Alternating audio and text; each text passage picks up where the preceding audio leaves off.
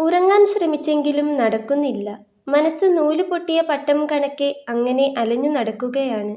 ചിന്തകൾ അത്രയും അമ്മയെക്കുറിച്ചാണ്.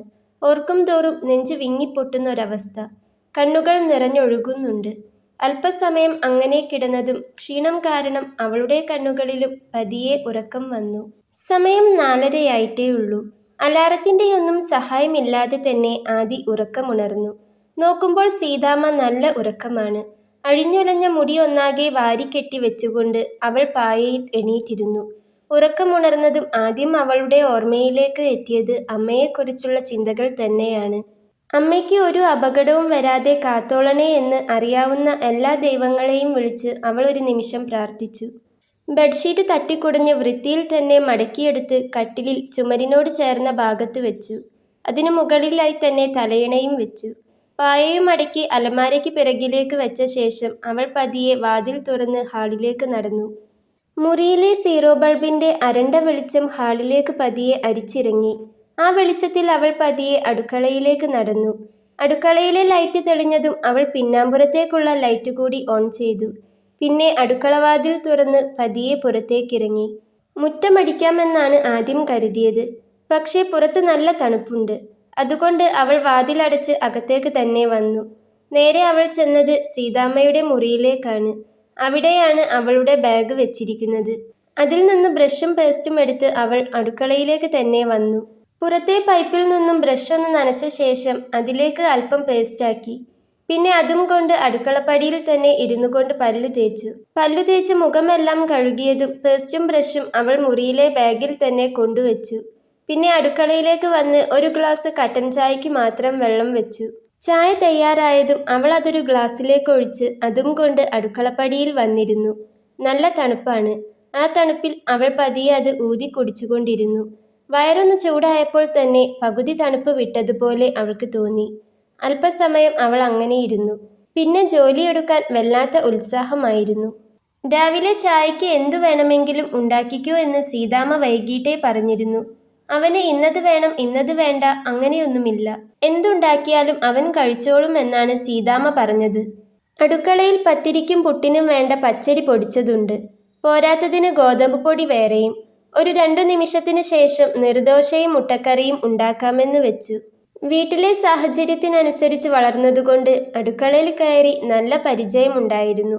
അതുകൊണ്ട് തന്നെ ഭക്ഷണം വെച്ചുണ്ടാക്കുന്നതിനെക്കുറിച്ച് അവൾക്ക് ആദ്യമൊന്നും ഉണ്ടായിരുന്നില്ലെങ്കിലും താൻ വെച്ചുണ്ടാക്കുന്നത് അവർക്ക് ഇഷ്ടപ്പെടുമോ എന്നൊരു ചെറിയ പേടി അവൾക്ക് ഇല്ലാതെയും ഇരുന്നില്ല.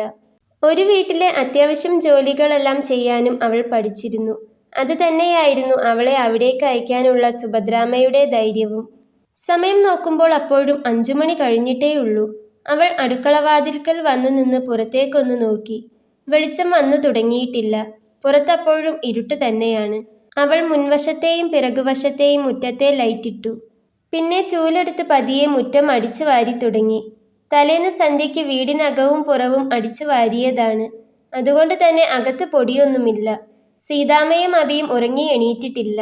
അവരെഴുന്നേറ്റ് പണിയെല്ലാം ഒന്ന് ഒതുക്കിയിട്ട് എല്ലായിടവും ഒരുമിച്ച് അടിച്ചു വാരാമെന്ന് കരുതി. മുറിയിൽ ചെന്ന് കുളിച്ചു മാറ്റാനുള്ളതും എടുത്ത് പുറത്തെ കുളിമുറിയിലേക്ക് നടന്നു. നന്നായി തണുക്കുന്നുണ്ട്. പക്ഷേ കുളിക്കാതെ അടുക്കളയിൽ കയറി എന്തേലും ഉണ്ടാക്കാൻ അവൾക്ക് തോന്നിയില്ല.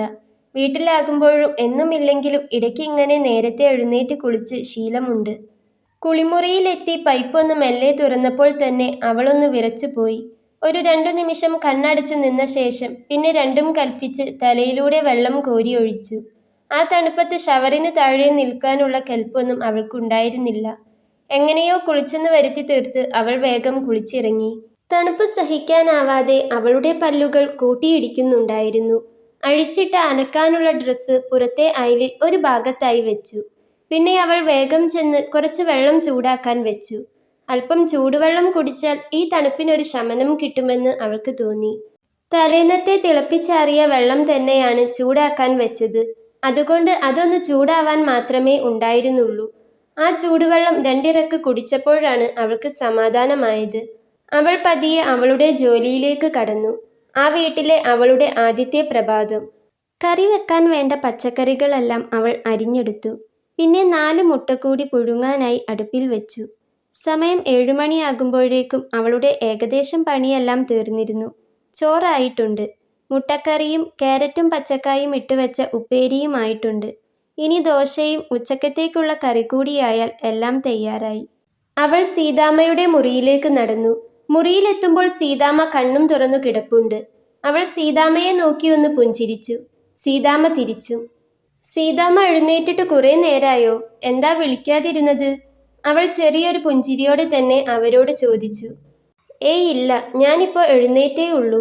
മോൾ എന്തെങ്കിലും പണിയിലാകുമെന്ന് കരുതിയാ വിളിക്കാതിരുന്നേ. സീതാമ്മ പറഞ്ഞതും അവൾ വെറുതെയൊന്ന് ചിരിച്ചു.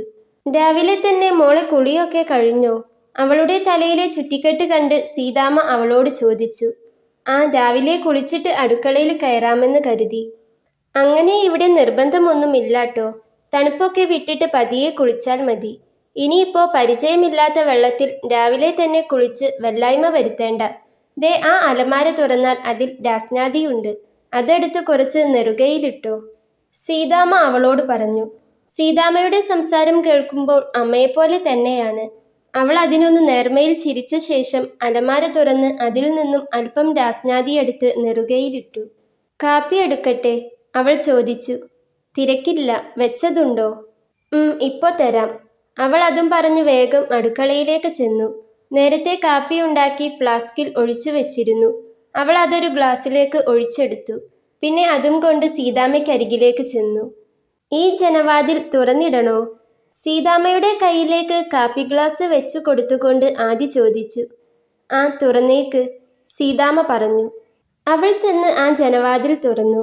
കണ്ണിന് കുളിർമയേകുന്ന ആ കാഴ്ച വീണ്ടും കൺമുൻപിൽ തെളിഞ്ഞു. ഇന്നലത്തേതിൽ നിന്നും ഒത്തിരി വ്യത്യാസമുള്ളതായി അവൾക്ക് തോന്നി. പുറത്ത് നല്ല മഞ്ഞുണ്ട്. ഉദിച്ചു വരുന്ന സൂര്യന്റെ നേർത്ത വെളിച്ചം ആ നെൽപ്പാടത്തിന് മുകളിൽ അങ്ങനെ പറ്റിപ്പിടിച്ചു നിൽപ്പുണ്ട്. അവളുടെ ചുണ്ടിൽ നേർത്തൊരു പുഞ്ചിരി ചേക്കേറി. പെട്ടെന്നാണ് അമ്മയെയും ആ വീടും അവൾക്ക് ഓർമ്മ വന്നത്. അതുവരെയും മനസ്സിൽ വല്ലാത്തൊരു തണുപ്പ് തോന്നിയിരുന്നു. പക്ഷേ പെട്ടെന്നൊരു നിമിഷം കൊണ്ടാണ് അതെല്ലാം എവിടേക്കോ അകന്നുപോയത്. രണ്ട് മനുഷ്യരുടെ മുഖം കൂടി അവൾക്ക് ഓർമ്മ വന്നതും വല്ലാത്ത വെപ്രാളം മനസ്സിനെ പിടിമുറുക്കി തുടങ്ങി. ദൈവമേ, എൻ്റെ അമ്മ, അമ്മയെ കാത്തോണേ എന്ന് മനസ്സിൽ പറഞ്ഞുകൊണ്ട് അറിയാതെ നെഞ്ചിൽ കൈവച്ചു പോയി. ആ ഫോണൊന്ന് ഇങ്ങോട്ട് നീക്കി തന്നേ മോളെ. സീതാമ്മ പറഞ്ഞപ്പോൾ ബെഡിൽ കുറച്ച് നീങ്ങിക്കിടക്കുന്ന അവരുടെ ഫോൺ അവളെടുത്ത് അവരുടെ കയ്യിലേക്ക് കൊടുത്തു. 7:10 അവനെന്നാ എഴുന്നേറ്റ് കാണും. മോളൊന്ന് ചെന്ന് നോക്ക്. എണീറ്റെങ്കിൽ ഒരു ഗ്ലാസ് കാപ്പി കൂടി കൊടുത്തേക്ക്.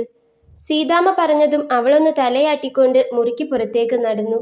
ഹാളിലെത്തി നോക്കിയപ്പോൾ അബിയുടെ മുറിയുടെ വാതിൽ തുറന്നു കിടപ്പുണ്ട്. വാതിൽക്കൽ നിന്നും അകത്തേക്ക് തലയിട്ടു നോക്കിയപ്പോൾ ആളകത്തില്ല. ഉമ്മറത്ത് ചെന്നപ്പോൾ ആൾ അവിടെ ഇരുന്ന് പത്രം വായിക്കുന്നുണ്ട്. അതു കണ്ടതും അവൾ വേഗം അടുക്കളയിലേക്ക് ചെന്ന് ഒരു ഗ്ലാസ്സിൽ ചൂടുള്ള കട്ടൻ കാപ്പിയുമായി തിരിച്ചു വന്നു. പത്രം വായിക്കുന്നതിനിടയിൽ മുൻപിലേക്ക് ഒരു ഗ്ലാസ് കാപ്പി നീണ്ടു വന്നപ്പോഴാണ് അബി മുഖമുയർത്തി നോക്കിയത്. കാപ്പി സീതാമ്മ തരാൻ പറഞ്ഞു. അവൾ അത് പറഞ്ഞതും അബി ആ ഗ്ലാസ് കയ്യിൽ വാങ്ങി. പിന്നീടൊരു ചോദ്യത്തിനോ മറുപടിക്കോ കാത്തു നിൽക്കാതെ അവൾ അകത്തേക്ക് ചെന്നിരുന്നു. അവനതിൽ വലിയ പുതുമയൊന്നും തോന്നിയില്ല.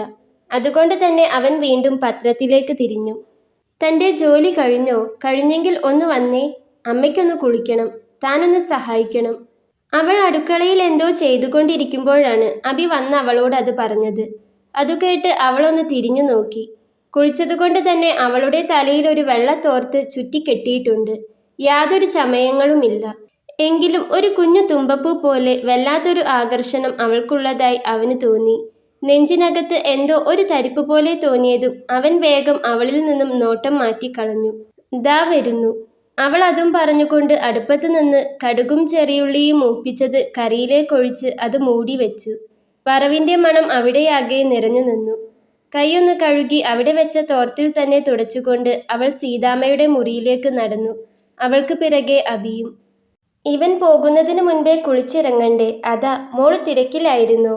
സീതാമ്മ അവളോട് ചോദിച്ചു. ഇല്ല സീതാമ്മേ, പണിയൊക്കെ കഴിഞ്ഞു. ഞാൻ ഇങ്ങോട്ട് വരാൻ നിൽക്കായിരുന്നു. ആദ്യം അത് പറയുമ്പോഴാണ് അബി അവിടേക്ക് വരുന്നത്. അവൻ സീതാമ്മയെ എടുത്തുകൊണ്ടു പോയി ബാത്റൂമിൽ ഇരുത്തിച്ചു കൊടുത്തു. അബിയുടെ കുളിയെല്ലാം കഴിഞ്ഞിട്ടുണ്ട്. മുടിയിലെ ഈറൻ പോലും മാറിയിട്ടില്ല. കുറച്ചു സമയം കഴിഞ്ഞതും ആദി മുറിയിൽ നിന്നും പുറത്തേക്ക് വന്നു. പിറകിൽ ആളനക്കം മറിഞ്ഞ അബി ഒന്ന് തിരിഞ്ഞു നോക്കി. ആദിയെ കണ്ട് അവൾ എന്തെങ്കിലും പറയുന്നതിന് മുൻപേ തന്നെ അവൻ ബാത്റൂമിലേക്ക് നടന്നു. അമ്മയെ എടുത്തുകൊണ്ട് വന്ന് തിരികെ കട്ടിലിൽ തന്നെ ഇരുത്തി. അബി ആദിയെ ഒന്ന് നോക്കി. അവളാകെ നനഞ്ഞിട്ടുണ്ട്. പാവം, ഈ പ്രായത്തിനിടയ്ക്ക് എന്തുമാത്രം സഹിച്ചു കാണും. ഇപ്പോഴും എന്തൊക്കെ സഹിക്കുന്നു. അവൻ അവളോട് വല്ലാത്തൊരു അലിവ് തോന്നി. അബി മുറിയിൽ നിന്നും പോയതിൻ്റെ പിന്നാലെ തന്നെ ആദി ഒന്നുകൂടി മാറ്റിയെടുക്കാനുള്ള ഡ്രസ്സും എടുത്ത് പുറത്തേക്കിറങ്ങി. ഒരു ചുരിദാർ ടോപ്പും പലാസോ പാൻസുമാണ് വേഷം. ടോപ്പിന്റെ താഴെ ഭാഗവും പാൻസ് അല്പവും നനഞ്ഞിട്ടുണ്ട്. പുറത്തെ ബാത്റൂമിൽ ചെന്ന് നനഞ്ഞത് മാറ്റിയിറങ്ങി അവൾ വീണ്ടും അടുക്കളയിലേക്ക് തന്നെ വന്നു. ചായ എടുക്കട്ടെ? മുറിയിൽ നിന്നും ഹാളിലേക്ക് ഇറങ്ങിയ അബിയെ കണ്ട് ആദി ചോദിച്ചു. ആ, എടുത്തോ. ഫോണിലെന്തോ നോക്കുകയായിരുന്ന അബി തലയുയർത്താതെ തന്നെ പറഞ്ഞു. ആദി വേഗം ചെന്ന് കഴിക്കാനുള്ളതെല്ലാം മേശപ്പുറത്ത് കൊണ്ടുവച്ചു. അവൾ പ്ലേറ്റിലേക്ക് വിളമ്പുമ്പോഴേക്കും അബി കൈ കഴുകി വന്നിരുന്നിരുന്നു. ഇതെങ്ങോട്ടായി ഇടുന്നേ? ഞാൻ ഇത്രയൊന്നും കഴിക്കാറില്ല. അവൾ എണ്ണമില്ലാതെ ദോശ പ്ലേറ്റിലേക്ക് ഇടുന്നത് കണ്ട് അബി പ്ലേറ്റിന് മുകളിൽ കൈ വെച്ചുകൊണ്ട് പറഞ്ഞു. അധികം കട്ടിയില്ലാത്ത ദോശയായിരുന്നു അത്. 5 ദോശ വിളമ്പിയതിൽ നിന്നും 3 ദോശ അവൻ തിരികെ കാസറോളിലേക്ക് തന്നെ ഇട്ടു. ഈ നേർമയിലുള്ള 2 ദോശ കഴിച്ചിട്ട് എന്താകാനാണെന്ന് അവൾ ഓർത്തു. എങ്കിലും അവൾ ഒന്നും പറഞ്ഞില്ല. ഒന്നും പറയാതെ തന്നെ അവൾ പാത്രത്തിലേക്ക് കറി വിളമ്പി. എന്തെങ്കിലും ആവശ്യത്തിന് വിളിച്ചാലോ എന്നു കരുതി അവൾ അവനിൽ നിന്നും കുറച്ചു മാറി ഹാളിൽ നിന്നും അടുക്കളയിലേക്ക് കടക്കുന്ന വാതിലിൽ ചാരി അവൾ അങ്ങനെ നിന്നു. തീരെ കട്ടിയില്ലാത്ത ആ ദോശ അവൾ ഉണ്ടാക്കിയ കറി ചേർത്ത് കഴിക്കുമ്പോൾ അതിന് വല്ലാത്തൊരു സ്വാദ് തോന്നുന്നുണ്ടായിരുന്നു അവന്. അമ്മ വീണതിൽ പിന്നെ ഭക്ഷണത്തിന്റെ കാര്യമൊക്കെ ഒരു കണക്കാ. യശോദയെടുത്ത് 2 ദിവസം ഭക്ഷണം കൊണ്ടു കൊടുത്തിരുന്നു. അല്ലാതെ പുറത്തുനിന്നും വാങ്ങിയും അബി തട്ടിക്കൂട്ടി ഉണ്ടാക്കിയുമൊക്കെയാണ് കഴിച്ചുകൊണ്ടിരുന്നത്. ഇന്ന് അവളുണ്ടാക്കിയ ഭക്ഷണം കഴിക്കുമ്പോൾ അമ്മയുണ്ടാക്കിയതുപോലെ തന്നെ തോന്നുന്നു. കഴിക്കുന്നതിനിടയിൽ ഒരു നിമിഷം അബി അവളെ ഒന്ന് തിരിഞ്ഞു നോക്കി. പുറത്തേക്ക് നോക്കിയാണ് നിൽപ്പ്. കണ്ടാലറിയാം ചിന്തകൾ വേറെ എവിടെയോ എത്തിയിട്ടുണ്ടെന്ന്. ഇവൾക്ക് ഇങ്ങനെയൊക്കെ ഉണ്ടാക്കാനറിയുമോ? അവൻ അതും ചിന്തിച്ചുകൊണ്ട് തന്നെ ഒരു കഷ്ണം ദോശ കൂടി വായിലേക്ക് വെച്ചു. കഴിച്ചു കഴിഞ്ഞ് പാത്രവും എടുത്ത് അബി എഴുന്നേൽക്കാൻ ഒരുങ്ങിയതും ആദി വേഗം അവനരികിലേക്ക് വന്ന് പാത്രം കയ്യിൽ വാങ്ങി. അവനൊന്നും പറഞ്ഞില്ല. അവൾ അതും കൊണ്ട് അടുക്കളയിലേക്ക് നടന്നു. കൈ കഴുകിയ ശേഷം അബി നേരെ ചെന്നത് സീതാമ്മയുടെ മുറിയിലേക്കാണ്. ഞാനെന്നാ പോയിട്ട് വരാം. എന്തേലും ആവശ്യമുണ്ടേൽ വിളിച്ചാൽ മതി. ഇപ്പോൾ ഇനി വേറൊന്നുമില്ലാലോ? അബി സീതാമ്മയോട് ചോദിച്ചു. ഏയ് ഇല്ലടാ, നീ പോയിട്ട് വാ. ഇപ്പോൾ എനിക്ക് കൂട്ടിന് അവളുണ്ടല്ലോ ഇവിടെ. സുഭദ്രാമ്മ ഒരു പുഞ്ചിരിയോടെ തന്നെ പറഞ്ഞതും അബിയും ഒന്ന് ചിരിച്ചു.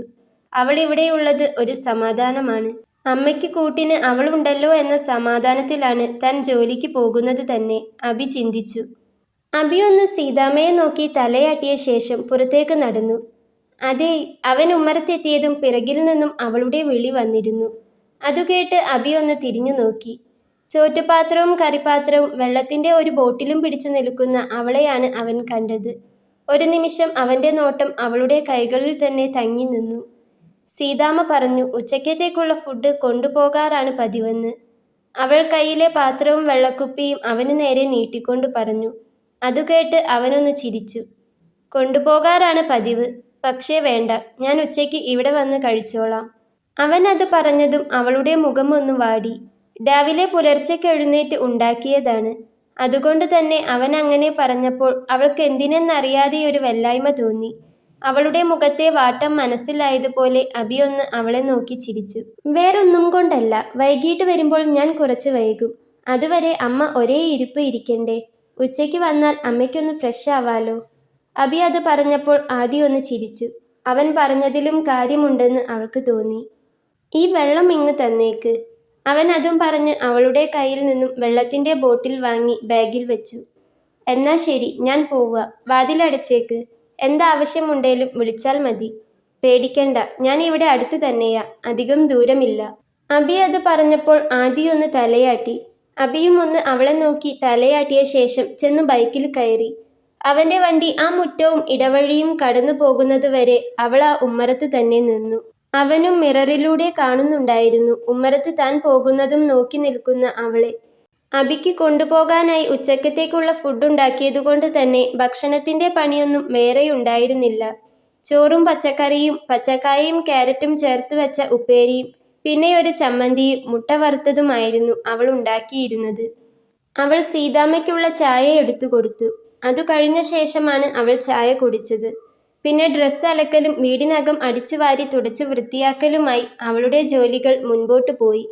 അതിനിടയ്ക്ക് ആ വെള്ളപ്പൂച്ചയും അവിടേക്ക് വന്നിരുന്നു. അവൾ അതിനും ഭക്ഷണം കൊടുത്തു. നന്ദി കൊണ്ടോ സ്നേഹം കൊണ്ടോ അത് അവളുടെ കാലിൽ അങ്ങനെ മുട്ടിയുരുമി കുറച്ചു നേരം നിന്നു. ജോലിയെല്ലാം കഴിഞ്ഞതും അവൾ അല്പസമയം സീതാമ്മയ്ക്കരികിൽ ചെന്നിരുന്നു. ചെറിയ രീതിയിൽ തുടങ്ങിയ സംസാരമായിരുന്നു. പിന്നീട് ഒന്നും രണ്ടും പറഞ്ഞു പറഞ്ഞ് അവൾ അവളുടെ കഥയെല്ലാം സീതാമ്മയോട് പറഞ്ഞു തുടങ്ങി. അച്ഛൻ മരിച്ച ശേഷം തന്നെയും കൊണ്ട് ഒറ്റയ്ക്ക് ജീവിക്കാൻ ആഗ്രഹിച്ച അമ്മയെ എല്ലാവരും ചേർന്നാണ് രണ്ടാമതൊരു വിവാഹത്തിന് നിർബന്ധിച്ചത്. അതിനു പിന്നിൽ വേറൊരു ഉദ്ദേശം കൂടിയുണ്ടായിരുന്നു. ഭർത്താവ് മരിച്ച് ഒരു പെൺകുഞ്ഞുമായി കഴിയുന്ന തൻ്റെ അമ്മ ഒരു ബാധ്യതയാകുമോ എന്നവർ കരുതിയിരുന്നു. സുഭദ്രാമ്മയ്ക്ക് 2 സഹോദരന്മാരാണുള്ളത്.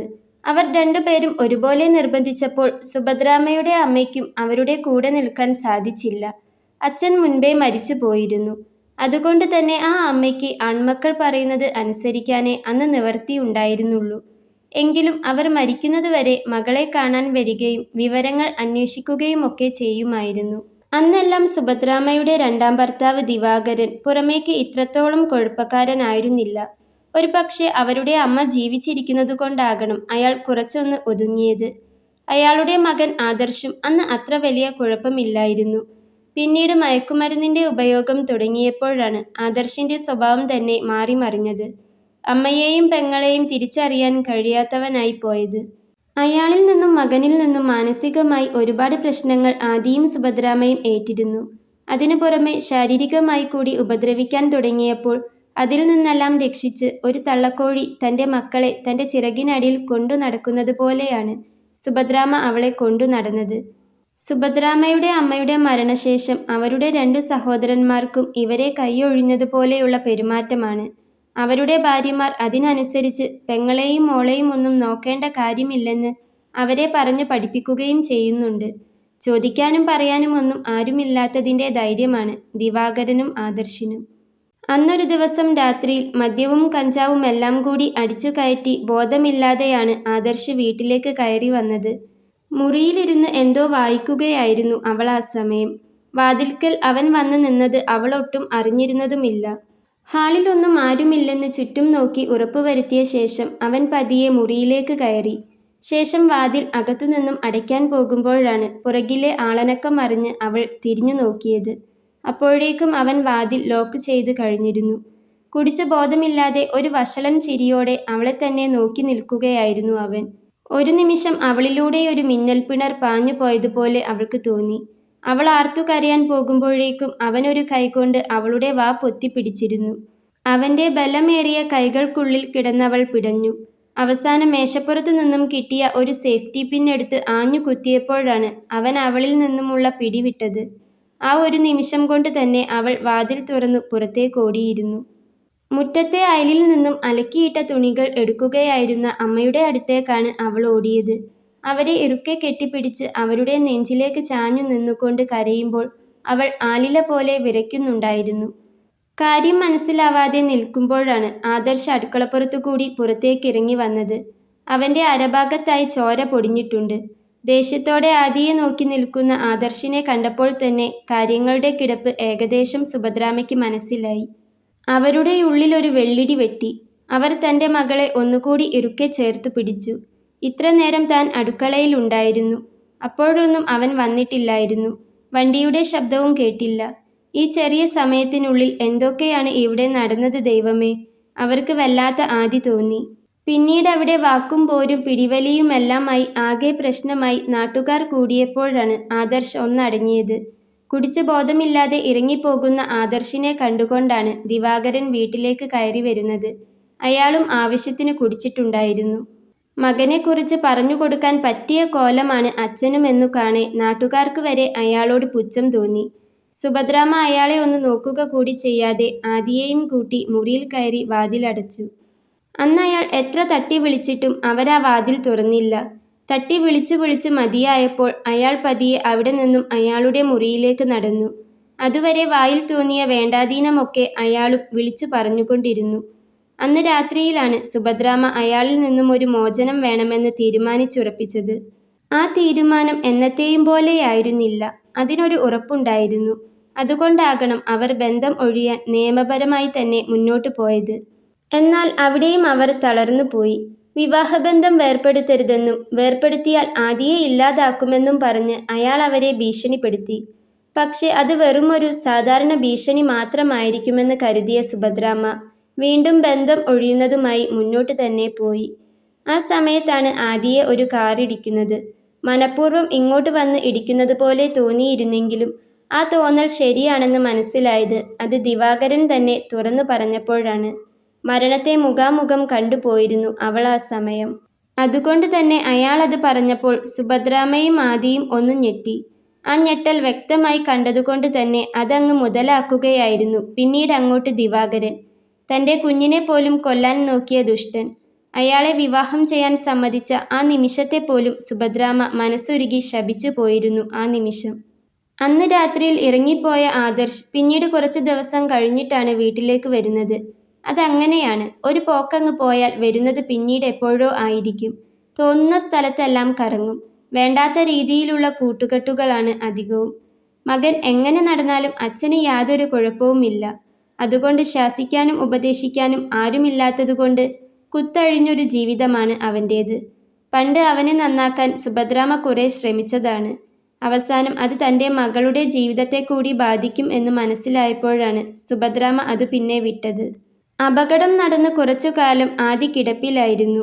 അതുകൊണ്ട് തന്നെ പിന്നീട് അവൻ എപ്പോൾ വന്നാലും സുഭദ്രാമ്മ മുറിയുടെ വാതിൽ പുറത്തുനിന്നും പൂട്ടും. സുഭദ്രാമ്മ വീട്ടുപണിക്ക് പോകുന്നുണ്ട്. അതുകൊണ്ട് ആദി ഒന്ന് എഴുന്നേറ്റ് നടക്കുന്നത് വരെ അവർ ലീവെടുത്ത് വീട്ടിലിരുന്നു. പിന്നീട് നടന്നു തുടങ്ങിയപ്പോൾ പേടിച്ച് വീട്ടിലിരിക്കുന്നതിലും നല്ലതല്ലേ ജോലിക്ക് പോകുന്നതെന്ന് കരുതി അവൾ വീണ്ടും ജോലിക്ക് പോയി തുടങ്ങി. അവൾ അക്കൗണ്ടന്റ് ആയിരുന്നു. സുഭദ്രാമ്മ കഷ്ടപ്പെട്ട് പഠിപ്പിച്ച് വാങ്ങിക്കൊടുത്ത ജോലി. ഇപ്പോഴത്തെ പ്രശ്നം അതല്ല. എവിടെയൊക്കെയോ കറങ്ങി നടന്ന് അവൻ തിരിച്ചു വന്നിട്ടുണ്ട്. വരുമ്പോൾ അവൻ്റെ ഒരു കൂട്ടുകാരനെയും കൂടെ കൂട്ടിയിട്ടുണ്ട്. അവനെപ്പോലെ തന്നെ കള്ളും കഞ്ചാവും അടിച്ചു നടക്കുന്ന അമ്മയെയും പെങ്ങളെയും തിരിച്ചറിയാത്ത വേറൊരുത്തൻ. ഇപ്പോഴത്തെ വരവിന് പിന്നിൽ ഒരു ഉദ്ദേശം കൂടിയുണ്ട്. അവൻ്റെ കൂട്ടുകാരന് ആദിയെ പിടിച്ചു കെട്ടിച്ചു കൊടുക്കണം. ആര് സമ്മതിച്ചില്ലെങ്കിലും അവളെ അവന് കെട്ടിച്ചു കൊടുക്കാനാണ് ആദർശിൻ്റെ തീരുമാനം. അങ്ങനെ ചെയ്താൽ അവന് കാര്യമായ നേട്ടമുണ്ട് താനും. പക്ഷേ ഇതൊന്നും ആർക്കും അറിയില്ല. ഇതൊക്കെയും അവനും അവൻ്റെ കൂട്ടുകാരനും മാത്രം അറിയുന്ന കാര്യമാണ്. പിന്നെ അവൻ്റെ അച്ഛൻ അറിഞ്ഞാലും ഒരു കാര്യത്തിലും അവന് എതിര് നിൽക്കില്ലെന്ന് ആദർശിന് നന്നായി അറിയാം. അതും അവൻ്റെ ഒരു ധൈര്യമാണ്. വന്നപ്പോൾ മുതൽ ഇതിനു മുൻപൊന്നുമില്ലാത്തതുപോലെ ആദർശിൻ്റെ കണ്ണുകൾ ആദിയുടെ മേലാണ്. അത് സുഭദ്രാമ്മയ്ക്കും ആദിക്കും നന്നായി മനസ്സിലാവുകയും ചെയ്തു. വലിയ എന്തോ അപകടം വരാൻ പോവുകയാണെന്ന് അവരുടെ ഉള്ളിൽ നിന്നും ആരോ പറഞ്ഞുകൊണ്ടിരുന്നു. അവരുടെ മനസ്സ് വല്ലാതെ അസ്വസ്ഥമായി. ആ നോട്ടം ഏൽക്കുമ്പോൾ തന്നെ ആദിക്ക് ദേഹത്തൊന്നാകെ പുഴുവരിക്കുന്നത് പോലെ തോന്നും. അവൻ്റെ നോട്ടത്തിൻ്റെ ഒന്നും അർത്ഥം ശരിയല്ലെന്നുള്ളതുകൊണ്ട് തന്നെയാണ് ആദിയെ സുഭദ്രാമ്മ പെട്ടെന്ന് അവിടെ നിന്നും മാറ്റിയത്. പുറത്തൊരു വണ്ടിയുടെ ശബ്ദം കേട്ടപ്പോൾ ആദി സീതാമ്മയുടെ മുഖത്തേക്കൊന്ന് നോക്കി. അത്ര നേരം അവർ തമ്മിൽ സംസാരിച്ചു കൊണ്ടിരിക്കുകയായിരുന്നു. അവനായിരിക്കും. നേരം ഒത്തിരിയായോ? മോളോട് സംസാരിച്ചിരുന്ന് നേരം പോയതറിഞ്ഞില്ല. സീതാമ്മ പറഞ്ഞതും ആദി വേഗം ഇരുന്നിടത്തു നിന്നും എഴുന്നേറ്റു. ഞാനൊന്ന് നോക്കിയിട്ട് വരാം. അതും പറഞ്ഞ് ആദി മുറിക്ക് പുറത്തേക്ക് നടന്നു. വാതിൽ നേരിട്ട് തുറക്കാതെ ഉമ്മറത്തെ ജനവാതിലിലൂടെ പുറത്തേക്ക് നോക്കുകയാണ് അവൾ ചെയ്തത്. വണ്ടിയിൽ നിന്നിറങ്ങി ഉമ്മറത്തേക്ക് കയറി വരുന്ന അബിയെ കണ്ടതും അവൾ വേഗം ഉമ്മറത്തെ വാതിൽ തുറന്നു. ബെല്ലടിക്കുന്നതിന് മുൻപേ വാതിൽ തുറന്നപ്പോൾ അബി ഒന്ന് ഞെട്ടിയിരുന്നു. പിന്നെ വാതിൽക്കൽ നിൽക്കുന്ന ആദിയെ കണ്ട് അവൻ്റെ ചുണ്ടിലൊരു പുഞ്ചിരി വിരിഞ്ഞു. മീൻ കിട്ടിയിരുന്നോ? അബി അവളോട് ചോദിച്ചു. ഇല്ല, അവൾ പതിയെ തലയാട്ടി. ഇത് കുറച്ച് ചെമ്മീന. എല്ലാം കൂടി ഇപ്പോൾ നന്നാക്കി കഷ്ടപ്പെടേണ്ട. കുറച്ചെടുത്ത് പൊരിച്ചേക്ക്. അകത്തേക്ക് നടക്കുന്നതിനിടയിൽ അവളുടെ കയ്യിൽ ഒരു കവർ കൊടുത്തുകൊണ്ട് അബി പറഞ്ഞു. എപ്പോഴത്തെയും പോലെ ഒന്ന് തലയാട്ടിക്കൊണ്ട് അവൾ അത് വാങ്ങി. പിന്നെ തുറന്നു നോക്കി. വലിയ ചെമ്മീനാണ്. അവൾ അതും കൊണ്ട് അടുക്കളയിലേക്ക് നടന്നു. വലിയ ചെമ്മീനായതുകൊണ്ട് തന്നെ വൃത്തിയാക്കാൻ എളുപ്പമുണ്ട്. അവൾ അത് വേഗത്തിൽ വൃത്തിയാക്കി നന്നായി ഫ്രൈ ചെയ്തെടുത്തു. അത് ചൂടോടെ തന്നെ ഒരു പാത്രത്തിലാക്കി ഹാളിലെ മേശപ്പുറത്ത് കൊണ്ടുവച്ചു. കൂട്ടത്തിൽ ചോറും കറിയും ഉപ്പേരിയും എല്ലാം മേശപ്പുറത്ത് കൊണ്ടുവച്ചിരുന്നു. അപ്പോഴേക്കും അവൻ സീതാമ്മയെ ബാത്റൂമിൽ കൊണ്ടുവന്നിരുന്നു. സീതാമ്മ കട്ടിലിൽ ഇരിപ്പുണ്ട്. അബിയെ നോക്കിയപ്പോൾ മുറിയിലും ഹാളിലും ഒന്നും കണ്ടില്ല. ഉമ്മറത്ത് ചെന്ന് നോക്കിയപ്പോൾ മുറ്റത്തു നിന്നും ആരോടോ ഫോണിൽ സംസാരിക്കുകയാണ്. അവൾ വീണ്ടും സീതാമ്മയുടെ മുറിയിലേക്ക് നടന്നു. സീതാമ്മയ്ക്ക് ചോറെടുക്കട്ടെ? അവൾ സീതാമ്മയോട് ചോദിച്ചു. ഇപ്പോ വേണ്ട, നമുക്ക് ഒരുമിച്ച് കഴിക്കാം. അവനെവിടെ? അവന് കഴിക്കണ്ടേ? സീതാമ്മ അവളോട് ചോദിച്ചു. മുറ്റത്ത് നിൽപ്പുണ്ട്, ആരെയോ ഫോൺ ചെയ്യുകയാ. എന്നാ മോള് ചെന്ന് കഴിക്കാനുള്ളതെല്ലാം എടുത്തു വെച്ചോ, അവനിപ്പോ പോകാനാവും. ഇത് ചിലപ്പോ എനിക്ക് വേണ്ടി ഇല്ലാത്ത സമയം ഉണ്ടാക്കി വന്നതാവും. എല്ലാം മേശപ്പുറത്ത് എടുത്തു വെച്ചിട്ടുണ്ട്, ഇനി വന്നാൽ മതി. അവൾ പറഞ്ഞതും സീതാമ്മ അവളെ നോക്കി ഒന്ന് പുഞ്ചിരിച്ചു. പാവം കുട്ടി, എന്തുമാത്രം സഹിച്ചു കാണും, സീതാമ്മയോർത്തു. അവളുടെ കഥ കേട്ടപ്പോൾ തന്നെ ഒരു പ്രത്യേകതരം വാത്സല്യമോ അലിവോ സ്നേഹമോ അങ്ങനെ എന്തെല്ലാമോ നേരത്തേതിൽ നിന്നും കുറച്ച് അധികമായി അവർക്ക് അവളോട് തോന്നുന്നുണ്ടായിരുന്നു. ഹാളിൽ നിന്നും അവൻ കൈ കഴുകുന്ന ശബ്ദം കേട്ടതും അവൾ വേഗം ഹാളിലേക്ക് ചെന്നു. താനും അമ്മയും ചെന്ന് കഴിച്ചോ? ഇതൊക്കെ ഞാൻ തന്നെ എടുത്ത് കഴിച്ചോളാം. അവൾ അവൻ്റെ പ്ലേറ്റിലേക്ക് ഓരോന്നായി വിളമ്പാൻ തുടങ്ങിയതും അബി അവളോട് പറഞ്ഞു. സാരമില്ല, അമ്മയ്ക്ക് ഇപ്പോൾ വേണ്ട എന്ന് പറഞ്ഞു, ഞാൻ വിളമ്പിക്കോളാം. അതും പറഞ്ഞ് അവൾ തന്നെ അവന് വേണ്ടതെല്ലാം വിളമ്പിക്കൊടുത്തു. അവൻ കഴിക്കാൻ തുടങ്ങിയതും അവൾ പതിയെ അടുക്കളയിലേക്ക് നടന്നു. അവൾ വെച്ചുണ്ടാക്കുന്നതിനെല്ലാം ഒരു പ്രത്യേക സ്വാദാണ്. എന്തായാലും നല്ല കൈപുണ്യമുണ്ട്. ഊണ് കഴിക്കുമ്പോൾ അബിക്ക് വീണ്ടും തോന്നി. പിറകിലൊരു കാലൊച്ച കേട്ടതും ആദി തിരിഞ്ഞു നോക്കി. അവൻ കഴിച്ച പാത്രവുമായി വന്നതാണ്. അവൾ വേഗം അവൻ്റെ കയ്യിൽ നിന്നും അത് വാങ്ങി കഴുകാൻ തുടങ്ങി. അത് കണ്ട് അവനൊരു പുഞ്ചിരിയോടെ തന്നെ ഹാളിലേക്ക് നടന്നു.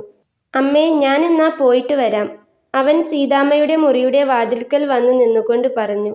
നീ ഇപ്പോൾ ഇങ്ങ് വന്നതല്ലേ ഉള്ളൂ, കുറച്ചു നേരം ഇരിക്കാൻ പാടില്ലേ? അതിനുള്ള ഒഴിവൊന്നുമില്ലേ? സീതാമ്മ അവനോട് ചോദിച്ചു. പിന്നെ ഇരിക്കാനും കിടക്കാനുമെല്ലാം സമയമുണ്ട്, ഞാനാണല്ലോ ആ കമ്പനിയുടെ മുതലാളി, അവനൊരു ചിരിയോടെ തന്നെ സീതാമ്മയോട് പറഞ്ഞു. അതു കേട്ട് സീതാമ്മ ഒന്നും പറഞ്ഞില്ല.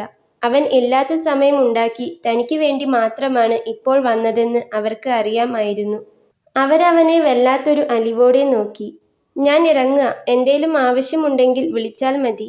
അടുക്കളവാതിലിൻ്റെ അവിടെ വരെ വന്നു നിന്നുകൊണ്ട് അബി ആദിയോട് പറഞ്ഞു. അവൾ തലയാട്ടി. അബി ഉമ്മറത്തേക്ക് നടക്കുമ്പോൾ എന്തിനെന്നറിയാതെ അവളും അവൻ്റെ പിന്നാലെ ചെന്നു. ബൈക്കിൽ കയറിയിരിക്കുമ്പോഴും അബി കാണുന്നുണ്ടായിരുന്നു ഉമ്മറത്ത് വന്നു നിൽക്കുന്നവളെ. എങ്കിലും അവൻ തിരിഞ്ഞു നോക്കിയില്ല. അവൻ്റെ വണ്ടി ദൂരേക്ക് മറഞ്ഞതും ആദി വാതിലടച്ച് അകത്തേക്ക് വന്നു. സീതാമ്മയ്ക്ക് ചോറ് വിളമ്പിക്കൊടുത്തപ്പോൾ അവർ പറഞ്ഞതാണ് താൻ കഴിക്കുന്നതിൻ്റെ കൂടെ തന്നെ ഹാളിൽ ചെന്നിരുന്ന് കഴിച്ചോളാൻ. പക്ഷേ അവൾ അതിന് സമ്മതിച്ചില്ല. സീതാമ്മ കഴിച്ചിട്ട് കഴിച്ചോളാമെന്ന് പറഞ്ഞു. ഭക്ഷണം കഴിഞ്ഞതും സീതാമ്മയ്ക്ക് വേണ്ട മരുന്നെല്ലാം അവൾ നോക്കിയെടുത്തു കൊടുത്തു. അതും കഴിഞ്ഞ ശേഷമാണ് അവൾ തനിക്കുള്ള ചോറുമെടുത്ത് അടുക്കളപ്പടിയിൽ വന്നിരുന്നത്. സീതാമ്മയ്ക്കും അവനും വേണ്ടി കണക്കാക്കി മാത്രമാണ് അവൾ ചെമ്മീൻ പൊരിച്ചത്. എന്നിട്ടും ആ പാത്രത്തിൽ ബാക്കിയിരിക്കുന്നത് കണ്ടു. സീതാമ്മയെപ്പോലെ തന്നെ അവൻ തന്നെയും പരിഗണിച്ചതാണെന്ന് അവൾക്ക് തോന്നി. ചോറ് കഴിക്കുമ്പോൾ ആ വെള്ളപ്പൂച്ചയും അവൾക്കൊപ്പം ഉണ്ടായിരുന്നു. അവർ രണ്ടുപേരും കഥകൾ പറഞ്ഞ് ഒരുമിച്ചാണ് ഊണ് കഴിച്ചത്. ഭക്ഷണം കഴിച്ച് പാത്രമെല്ലാം കഴുകി അടുക്കളയൊന്നാകെ വൃത്തിയാക്കി വെച്ചു. പിന്നെ അലക്കാൻ അവർ 3 പേരുടെയും കുറച്ച് വസ്ത്രങ്ങൾ ഉണ്ടായിരുന്നു. അവൾ അതും ചെന്ന് അലക്കിയിട്ടു. പിന്നീട് ചെയ്യാൻ പ്രത്യേകിച്ച് ജോലിയൊന്നുമില്ലായിരുന്നു. അവൾ പതിയെ പിറകുവശത്തേക്കിറങ്ങി. ആ വെള്ളപ്പൂച്ചയുടെ മക്കളെ കാണാൻ അവൾക്ക് അതിയായ ആഗ്രഹം തോന്നി. അതുകൊണ്ട് തന്നെ അവളൊന്ന് ചുറ്റും നോക്കി. അപ്പോഴാണ് വെള്ളപ്പൂച്ച അതിലേ പോകുന്നത് അവൾ കണ്ടത്. അവൾ ആ പൂച്ച എങ്ങോട്ടാണ് പോകുന്നതെന്ന് നോക്കി അതിൻ്റെ പിറകെ ചെന്നു. അടുക്കളപ്പുറത്ത് ഒരു വിറകുപുരയുണ്ട്. അതിൻ്റെ ഉള്ളിലേക്കാണ് പൂച്ച കയറി ചെന്നതെന്ന് കണ്ട് അവളുടെ കണ്ണുകൾ വിടർന്നു. അവൾ പതിയെ അവിടേക്ക് ചെന്നു. അതിൻ്റെ വാതിൽ പാതി ചാരി വെച്ചിട്ടേയുള്ളൂ. അവൾ ചെന്ന് ആ വാതിൽ പതിയെ തുറക്കാൻ നോക്കിയതും അതൊരു ശബ്ദത്തോടെ തുറന്നു വന്നു. ആരോ വാതിൽ തുറക്കുന്ന ശബ്ദം കേട്ട് പൂച്ച വേഗം തലയുയർത്തി വല്ലാത്തൊരു ഭാവത്തോടെ നോക്കി. എന്നാൽ വാതിൽക്കൽ നിൽക്കുന്ന ആദിയെ കണ്ട് പൂച്ച വീണ്ടും പഴയതുപോലെ തന്നെ കിടന്നു. അതു കണ്ട് ആദി ധൈര്യത്തിൽ തന്നെ അതിനടുത്തേക്ക് നടന്നു. നല്ല ഓമനത്തമുള്ള 5 പൂച്ചക്കുഞ്ഞുങ്ങൾ. എല്ലാത്തിനും കറുപ്പും വെളുപ്പും ഇടകലർന്ന നിറമാണ്. അവയെല്ലാം മത്സരിച്ച് പാല് കുടിച്ചുകൊണ്ടിരിക്കുകയാണ്. അവൾക്ക് അവരെ കണ്ട് വല്ലാത്ത സന്തോഷം തോന്നി. നീ എന്നെ മാന്തല്ലേ, ഞാനൊന്ന് തൊട്ടു നോക്കിക്കോട്ടെ? ആദി പൂച്ചയുടെ കണ്ണിലേക്കൊന്ന് നോക്കിക്കൊണ്ട് ചോദിച്ചു. പൂച്ച അതിന് എന്തോ ഒരു ശബ്ദമുണ്ടാക്കിക്കൊണ്ട് അവിടെ തന്നെ കിടന്നു. അവൾ പതിയെ കുഞ്ഞുങ്ങളുടെ നെറുകിൽ തൊട്ടുനോക്കി. അപ്പോഴും പൂച്ചപ്പെണ്ണിന് ഒരു കുഴപ്പവുമില്ല. അവൾ അതേപോലെ കിടക്കുകയാണ്. അതു കണ്ട് ആദിക്ക് സമാധാനം തോന്നി. ഭാഗ്യം, ഉപദ്രവിക്കില്ലല്ലോ. അവൾ വീണ്ടും ആ കുഞ്ഞുങ്ങളെ തലോടിക്കൊണ്ടിരുന്നു. പഞ്ഞിക്കെട്ട് പോലെയുള്ള അവയെ തലോടുമ്പോൾ അവൾക്ക് എന്തോ വല്ലാത്തൊരു സുഖം തോന്നി. ഞാനിനി പിന്നെ വരാവേ. കുറച്ചുനേരം അവർക്കരികിൽ ഇരുന്ന ശേഷം അവൾ അതും പറഞ്ഞുകൊണ്ട് അവിടെ നിന്നും എഴുന്നേറ്റു. ആ അമ്മയെയും കുഞ്ഞുങ്ങളെയും കാണുമ്പോൾ അവൾക്ക് അവളുടെ അമ്മയെ ഓർമ്മ വന്നു. പാവം, ഇതുപോലെ തന്നെയും കഷ്ടപ്പെട്ട് പാലൂട്ടി പോറ്റിയതായിരിക്കില്ലേ. എന്നിട്ട് താൻ ഇത്രയും വലുതായിട്ടും തൻ്റെ അമ്മയ്ക്ക് ഒരു സുഖം കൊടുക്കാൻ തനിക്ക് ആവുന്നില്ലല്ലോ. അവരെ പേടിച്ച് അമ്മയെ ആ ദുഷ്ടന്മാർക്കിടയിൽ തനിയെ ഇട്ടേച്ച് തനിക്ക് ഇങ്ങോട്ട് ഓടിപ്പോരേണ്ടി വന്നില്ലേ. എങ്ങനെയെങ്കിലും അവിടെ നിന്ന് അമ്മയെ രക്ഷിക്കണം, അതവൾ മനസ്സിൽ ഉറപ്പിച്ചു. ആ സമയം ദിവാകരനോടും ആദർശിനോടും അവൾക്ക് വല്ലാത്ത ദേഷ്യം തോന്നിയിരുന്നു. അന്ന് രാത്രി അഭി തിരിച്ചെത്തുമ്പോൾ നേരം ഇരുട്ടായിരുന്നു. അവൻ വണ്ടിയിൽ നിന്നിറങ്ങി തുളസിത്തറയിലേക്ക് നോക്കി. ദീപം അണഞ്ഞിട്ടുണ്ട്. അവൻ ചെരുപ്പഴിച്ച് ഉമ്മറത്തേക്ക് കയറുമ്പോഴാണ് കർട്ടൻ നീക്കി അകത്തുനിന്നും 2 കണ്ണുകൾ തന്നെ നോക്കുന്നത് കണ്ടത്. അത് കണ്ട് അവൻ്റെ ചുണ്ടിൽ എന്തിനെന്നറിയാതെ ഒരു പുഞ്ചിരി വിരിഞ്ഞു. അവൻ്റെ ബൈക്കിൻ്റെ ശബ്ദം കേട്ടതും സീതാമ്മയ്ക്കരികിൽ നിന്നും എഴുന്നേറ്റ് വന്നതാണ് അവൾ. അവൾ വേഗത്തിൽ വാതിൽ തുറന്നു. കാപ്പി എടുക്കട്ടെ? അവൻ ഹാളിലേക്ക് കയറാൻ നേരമില്ലാതെ അവൾ ചോദിച്ചു. അതുകേട്ട് അവനൊന്ന് ചിരിച്ചുകൊണ്ട് തലയാട്ടി. നിങ്ങൾ കുടിച്ചോ? അഭി ചോദിച്ചു. കുറച്ചു മുൻപ് കുടിച്ചേ ഉള്ളൂ. സീതാമ്മ പറഞ്ഞിരുന്നു ഇന്ന് നേരം വൈകുമെന്ന്. അവളത് പറഞ്ഞപ്പോൾ അഭി ഒന്ന് അവളെ തിരിഞ്ഞു നോക്കി. അവളിൽ നിന്നും ഒരു തലയാട്ടലാണ് അവൻ പ്രതീക്ഷിച്ചത്. അവൾ അടുക്കളയിലേക്ക് നടന്നതും അവനും മുറിയിലേക്ക് ചെന്നു. അകത്ത് ചെന്ന് ബാഗ് വെച്ച ശേഷം അവൻ വീണ്ടും ഉമ്മറത്തേക്ക് തന്നെ വന്നു. പുറത്ത് നല്ല തണുത്ത കാറ്റ് വീശുന്നുണ്ട്. അതുകൊണ്ട് അവിടെ ഇരിക്കാൻ അവന് വല്ലാത്ത സുഖം തോന്നി. പെട്ടെന്നാണ് ചൂടുള്ള പാൽക്കാപ്പിയും ഒരു പ്ലേറ്റിൽ കായ വറുത്തതും അവൻ്റെ മുൻപിലേക്ക് വന്നത്. ഉമ്മറത്തെ ഇരുത്തിയിൽ അത് വെച്ച ശേഷം ഒന്നും പറയാതെ അവൾ അകത്തേക്ക് തന്നെ നടന്നിരുന്നു. ഒരു ഗ്ലാസ്സിൽ അല്പം വെള്ളവുമായി അവളുടെ കൈകൾ അവൻ്റെ മുന്നിലേക്ക് വീണ്ടും നീണ്ടു. അവൻ അവളെ ഒന്ന് മുഖമുയർത്തി നോക്കി. അത് അവിടെ വെച്ച ശേഷം അവൾ വീണ്ടും അകത്തേക്ക് തന്നെ നടന്നിരുന്നു. ഒരു നിമിഷം അവൻ അവളെ തന്നെ നോക്കിയിരുന്നു പോയി.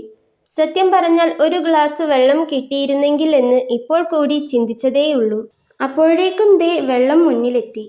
തൻ്റെ മുൻപിലിരിക്കുന്നവരുടെ ക്ഷീണം പറയാതെ തന്നെ മനസ്സിലാക്കി പെരുമാറാൻ ഇവൾക്ക് എങ്ങനെ സാധിക്കുന്നു എന്ന് അവന് തോന്നിപ്പോയി. അവൻ ആ ഗ്ലാസ് വെള്ളം വലിച്ചു കുടിച്ചു. അവന് വല്ലാത്ത ആശ്വാസം തോന്നി. പിന്നെ ഫോണിൽ വെറുതെ എന്തൊക്കെയോ നോക്കി അല്പസമയം അങ്ങനെയിരുന്നു. കുറച്ചു കഴിഞ്ഞതും അവൻ കാപ്പിയെടുത്ത് ചുണ്ടോട് ചേർത്തു. കുടിക്കാൻ പറ്റിയ സുഖമുള്ള ചൂട്. അവൻ പുറത്തെ ഇരുട്ടിലേക്ക് നോക്കിക്കൊണ്ട് അത് പതിയെ കുടിച്ചുകൊണ്ടിരുന്നു. കുറച്ചു സമയം കൂടി കഴിഞ്ഞിട്ടാണ് അഭി കുളിക്കാൻ ചെന്നത്. അത്താഴം കഴിക്കാനുള്ള സമയമായതും മേശപ്പുറത്ത് എല്ലാം നിരന്നിരുന്നു. ബാക്കിയുള്ള ചെമ്മീൻ അവൾ മുരിങ്ങക്കായ ചേർത്ത് തേങ്ങയരച്ചു കറി വെച്ചിരുന്നു. ഉച്ചയ്ക്കുള്ള പൊരിച്ചത് അവൾ എടുത്തിരുന്നില്ല. അതുകൊണ്ട് അതും അവൾ മേശപ്പുറത്ത് കൊണ്ടുവച്ചു. കൈ കഴുകി അത്താഴത്തിനിരിക്കുമ്പോഴാണ് പാത്രത്തിലിരിക്കുന്ന ചെമ്മീൻ പൊരിച്ചത് അഭി കാണുന്നത്. തനിക്കരികിൽ നിന്ന് തൻ്റെ പ്ലേറ്റിലേക്ക് ഭക്ഷണം വിളമ്പുന്ന അവളെ അവനൊന്ന് നോക്കി. താൻ ഇത് എടുത്തില്ലേ? അഭി അവളോട് ചോദിച്ചു. ഇല്ലെന്നവൾ തലയാട്ടി. അമ്മയായിരിക്കില്ല, അവൾ തന്നെയായിരിക്കും അത് എടുക്കാതിരുന്നത് എന്ന് അവന് തോന്നിയിരുന്നു. അതെന്തേ? അവൻ വീണ്ടും ചോദിച്ചു. ഒന്നുമില്ല, എന്തോ മനസ്സ് വന്നില്ല. അവൾ അതും പറഞ്ഞുകൊണ്ട് അവന് വേണ്ടതെല്ലാം വിളമ്പിക്കൊടുത്ത ശേഷം അടുക്കളയിലേക്ക് തന്നെ ചെന്നു. അഭിയുള്ളപ്പോൾ ഒന്നെങ്കിൽ അടുക്കളയിൽ, അല്ലെങ്കിൽ സീതാമ്മയുടെ മുറിയിൽ. ഇവിടെയായിരിക്കും അവൾ എപ്പോഴും ഉണ്ടാവുക. അവൻ കഴിച്ചു കഴിഞ്ഞതും അവൾ വേഗം വന്ന് പ്ലേറ്റും ഗ്ലാസും എടുത്ത് അടുക്കളയിലേക്ക് നടന്നു. അത് കഴുകി വെക്കുമ്പോഴാണ് പുറകിലൊരു ആളനക്കം അറിഞ്ഞത്. അവളൊന്ന് തിരിഞ്ഞു നോക്കി. അഭിയാണ്. അവൻ വാതിൽക്കൽ നിൽക്കുന്നുണ്ട്. അതെ, ഇവിടെ എന്തെങ്കിലും വെക്കുന്നുണ്ടെങ്കിൽ അത് തനിക്കും കൂടി ഉള്ളതാണ്. എനിക്കും അമ്മയ്ക്കും അങ്ങനെ ആരെയും വേർതിരിച്ച് കണ്ട് ശീലമില്ല. അത്രമാത്രം പറഞ്ഞ് മറ്റൊരു മറുപടിക്ക് കാത്തു നിൽക്കാതെ അഭി അവിടെ നിന്നും തിരിഞ്ഞു നടന്നു. അവൻ പറഞ്ഞതിൻ്റെ അർത്ഥവും എന്തിനാണ് അങ്ങനെ പറഞ്ഞത് എന്നും അവൾക്ക് മനസ്സിലായിരുന്നു.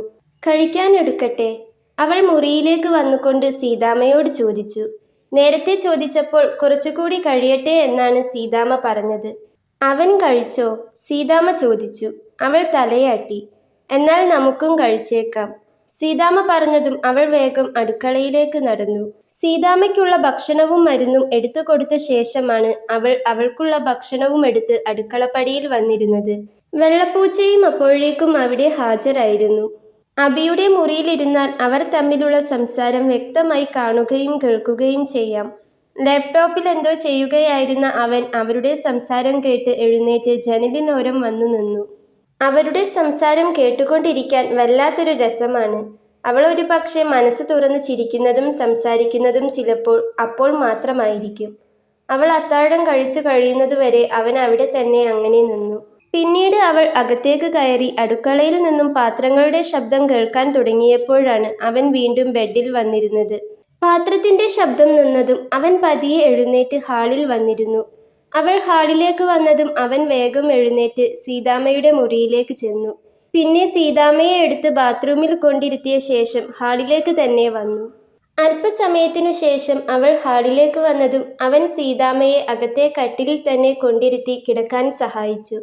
അമ്മയെ പുതപ്പിച്ചു കൊടുത്ത് ഉറങ്ങിക്കോ എന്ന് പറഞ്ഞ് തലയിലൂടെ ഒന്ന് തലോടിയ ശേഷമാണ് അവൻ അവൻ്റെ മുറിയിലേക്ക് വന്നത്. അത് എപ്പോഴോ ചെയ്ത് ശീലിച്ചു പോയ ഒരു കാര്യമാണ്. മുറിയിൽ വന്നിരുന്ന അവൻ വീണ്ടും ലാപ്ടോപ്പ് എടുത്ത് മടിയിലേക്ക് വെച്ച് അവൻ ചെയ്തുകൊണ്ടിരുന്ന ജോലി തുടർന്നു. അത് കഴിഞ്ഞതും അല്പസമയം അവൻ ഹാളിൽ വന്നിരുന്ന് TV കണ്ടു. അപ്പോഴേക്കും അവൾ അടുക്കളയിലെ ലൈറ്റ് ഓഫാക്കി സീതാമ്മയുടെ മുറിയിൽ കയറി വാതിൽ അടച്ചിരുന്നു. പിന്നീട് ഉറക്കം കണ്ണിലെത്തിയപ്പോഴാണ് അവൻ TV ഓഫാക്കിയത്. അടുക്കളയിലെയും ഉമ്മറത്തെയും വാതിൽ അടച്ചിട്ടുണ്ടെന്ന് ഒന്നുകൂടി ഉറപ്പുവരുത്തിയ ശേഷം അവൻ അവൻ്റെ മുറിയിലേക്ക് നടന്നു. ഉറങ്ങാൻ കിടന്നതും അവൻ്റെ ചിന്തകൾ വർഷങ്ങൾ പിറകിലേക്ക് പോയി. അവന് വല്ലാത്തൊരു അസ്വസ്ഥത തോന്നി. എത്ര മറക്കാൻ ശ്രമിച്ചിട്ടും തന്നെ ഇപ്പോഴും പിന്തുടരുന്ന ആ ഓർമ്മകളോട് അവന് വല്ലാത്ത ദേഷ്യം തോന്നി. അവൻ കണ്ണുകൾ ഇറുക്കെ അടച്ചു കളഞ്ഞു. രാത്രി തന്നെ സീതാമ്മയ്ക്ക് രാവിലെ കുളിക്കണോ വേണ്ടേ എന്ന് അവൾ ചോദിച്ച് ഉറപ്പുവരുത്തിയിരുന്നു. എന്തോ ആദ്യം അവർക്ക് ബുദ്ധിമുട്ടിക്കാൻ തോന്നിയില്ല. അതുകൊണ്ട് മാത്രം അവർ തലേന്ന് കുളിച്ചതുകൊണ്ട് അന്ന് കുളിക്കേണ്ട എന്ന് പറഞ്ഞു. അപ്പോഴാണ് സീതാമ്മ അവൾ വന്നപ്പോൾ അവളോട് പറഞ്ഞൊരു കാര്യം അവൾക്ക് ഓർമ്മ വന്നത്. എന്നും 2 നേരം കുളിച്ചിരുന്നവളാ ഞാനെന്ന്. അത് ഓർമ്മ വന്നതും കുളിപ്പിക്കാൻ തനിക്ക് യാതൊരു ബുദ്ധിമുട്ടുമില്ല, രാവിലെ എഴുന്നേറ്റ് താൻ തന്നെ കുളിപ്പിച്ചോളാം എന്നും അവൾ സീതാമ്മയോട് പറഞ്ഞു. പിറ്റേന്നും നേരത്തെ തന്നെ അവൾ എഴുന്നേറ്റു. പല്ലു തേച്ച് മുഖം കഴുകി ഫ്രഷ് ആയ ശേഷം അവൾ ഒരു ഗ്ലാസ് കട്ടൻ ചായ ഇട്ടു കുടിച്ചു. ആ തണുപ്പത്ത് ചൂട് ചായ കുടിച്ചപ്പോൾ തന്നെ അവൾക്ക് വല്ലാത്തൊരു ഉന്മേഷം തോന്നി. മുറ്റം അടിച്ചു വാരിയ ശേഷം കൈയും കാലും കഴുകി അവൾ അടുക്കളയിലെ ജോലിയിലേക്ക് കടന്നു. സീതാമ്മയെ കുളിക്കാൻ സഹായിച്ചാൽ എന്തായാലും താൻ നനയും. എന്നാൽ അത് കഴിഞ്ഞിട്ട് കുളിക്കാമെന്ന് കരുതി. പക്ഷേ കുളിച്ചിട്ട് അടുക്കളയിൽ കയറാമെന്ന് വെച്ചാൽ പിന്നെ ഒന്നിനും സമയമുണ്ടാകില്ല. അതുകൊണ്ട് അവൾ കുളിക്കാനൊന്നും നിന്നില്ല. പിന്നെ രാവിലെ കുളിച്ചിട്ടേ അടുക്കളയിൽ കയറാവൂ എന്ന് സീതാമ്മയും നിർബന്ധം പറഞ്ഞിട്ടില്ല. അന്നും രാവിലെ അബി എഴുന്നേറ്റ് വന്നപ്പോൾ അവൻ്റെ മുൻപിലേക്ക് ഒരു ഗ്ലാസ് ചൂട് കാപ്പി നീണ്ടുവന്നു. അവനത് കൈനീട്ടി വാങ്ങി. പതിവ് പോലെ ഒന്നും മിണ്ടാതെ അവൾ അടുക്കളയിലേക്ക് പോവുകയും ചെയ്തു. അമ്മയ്ക്ക് കുളിക്കാനാവുമ്പോഴേക്കും അവൾ ചായയുടെ പണിയെല്ലാം തീർത്തിരുന്നു. അബി സീതാമ്മയെ ബാത്റൂമിൽ കൊണ്ടിരുത്തിയ ശേഷം പുറത്തേക്കിറങ്ങി. അബി ഇറങ്ങിയതും അതിനു പിന്നാലെ തന്നെ ആദി ബാത്റൂമിലേക്ക് കയറി. കുളി കഴിഞ്ഞതും ആദി ചെന്ന് ഉമ്മറത്തിരിക്കുന്ന അബിയെ വിളിച്ചുകൊണ്ടുവന്നു. അവൻ അമ്മയെ ബെഡിലേക്കിരുത്തിയതും ആദി കുളിക്കാനുള്ള ഡ്രസ്സും എടുത്ത് പുറത്തേക്കിറങ്ങി. അമ്മ കുളിക്കുമ്പോഴേക്കും അബിയും കുളിച്ചിറങ്ങിയിരുന്നു.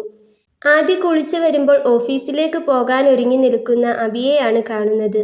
അവൾ വേഗം അബിക്ക് കഴിക്കാനുള്ളതെല്ലാം ഹാളിലെ മേശപ്പുറത്ത് കൊണ്ടുവച്ചു. ചായ എടുത്തു വെച്ചിട്ടുണ്ട്. അവൾ അബിയുടെ മുറിയുടെ വാതിൽക്കൽ വന്നു നിന്നുകൊണ്ട് പറഞ്ഞു. അതു കേട്ട് അബി ഒന്ന് തലയുയർത്തി നോക്കി. ദാ വരുന്നു. അതും പറഞ്ഞ് അവൻ നോക്കിക്കൊണ്ടിരുന്ന ഫയൽ ബെഡിൽ വെച്ചുകൊണ്ട് ഹാളിലേക്ക് നടന്നു. അവൻ കൈ കഴുകി വരുമ്പോഴേക്കും അവൾ കഴിക്കാനുള്ളത് പ്ലേറ്റിലേക്ക് വിളമ്പി വെച്ചിരുന്നു. പുട്ടും കടലക്കറിയുമാണ് ഉണ്ടാക്കിയത്. അതിൻ്റെ കൂടെ പപ്പടവുമുണ്ട്. 2 പുട്ട് വിളമ്പിയതിൽ നിന്നും ഒരു പുട്ട് അവൻ കാസറോളിലേക്ക് തന്നെ തിരിച്ചു വെച്ചു. അത് കണ്ടുകൊണ്ടാണ് അവൾ അടുക്കളയിലേക്ക് നടന്നത്. ചായ കുടിച്ചു കഴിഞ്ഞതും അവൻ പോകാനിറങ്ങി. ഒരു കുപ്പി വെള്ളവുമായി അവൾ അവനരികിലേക്ക് ചെന്നതും അവനൊരു ചിരിയോടെ അത് വാങ്ങി ബാഗിൽ വെച്ചു. സീതാമ്മയോട് അവൻ പോയിട്ട് വരാമെന്ന് പറഞ്ഞു. ആദിയോടൊന്നും പറഞ്ഞില്ല. വെറുതെയൊന്ന് തലയാട്ടി. അവൻ ബൈക്കിൽ കയറി പോകുമ്പോൾ അന്നും ആ ഉമ്മറത്തവൾ വെറുതെ നിന്നു. അന്ന് വൈകുന്നേരം അവൻ്റെ വണ്ടി മുറ്റത്ത് വന്നു നിന്നതും ജനവാതിലിൻ്റെ കർട്ടൻ നീക്കി നോക്കുന്ന 2 കണ്ണുകൾ അവൻ കണ്ടു. അവൻ്റെ ചുണ്ടിലൊരു പുഞ്ചിരി വിരിഞ്ഞു. ആ ചിരിയോടെ തന്നെ അവൻ ഉമ്മറത്തേക്ക് കയറി. ഉച്ചയ്ക്ക് വന്നപ്പോൾ അവൻ മീനും കൊണ്ടാണ് വന്നത്. അതുകൊണ്ട് രാത്രിയിൽ പിന്നെ മീനൊന്നും വാങ്ങാൻ നിന്നില്ല. വാതിൽ തുറന്നു കൊടുത്തതും അവൾ അകത്തേക്ക് നടന്നിരുന്നു. അവൻ നേരെ ചെന്നത് അവൻ്റെ മുറിയിലേക്കാണ്. ബാഗ് ബെഡിൽ വെച്ച് തിരിയുമ്പോഴാണ് പിറകിൽ നിൽക്കുന്ന അവളെ കണ്ടത്. അവളുടെ കയ്യിൽ ഒരു ഗ്ലാസ് വെള്ളമുണ്ട്. അതവൾ അവന് നേരെ നീട്ടിയതും അവൻ വേഗം അത് വാങ്ങി കുടിച്ചിരുന്നു. അവൻ കുടിച്ചു കഴിയുന്നതുവരെ അവൾ അവിടെ വെറുതെ അങ്ങനെ നിന്നു. അവൻ കുടിച്ചു കഴിഞ്ഞതും അവൾ ആ ഗ്ലാസ് വാങ്ങി മുറുക്കി പുറത്തേക്ക് നടന്നിരുന്നു. ഒരു നിമിഷം അവൾ പോയ വഴിയെ ഒന്ന് നോക്കി. യാതൊരു സംസാരവുമില്ല. എന്തെങ്കിലും ചോദിച്ചാൽ അതിനു മാത്രം ഉത്തരം പറയും.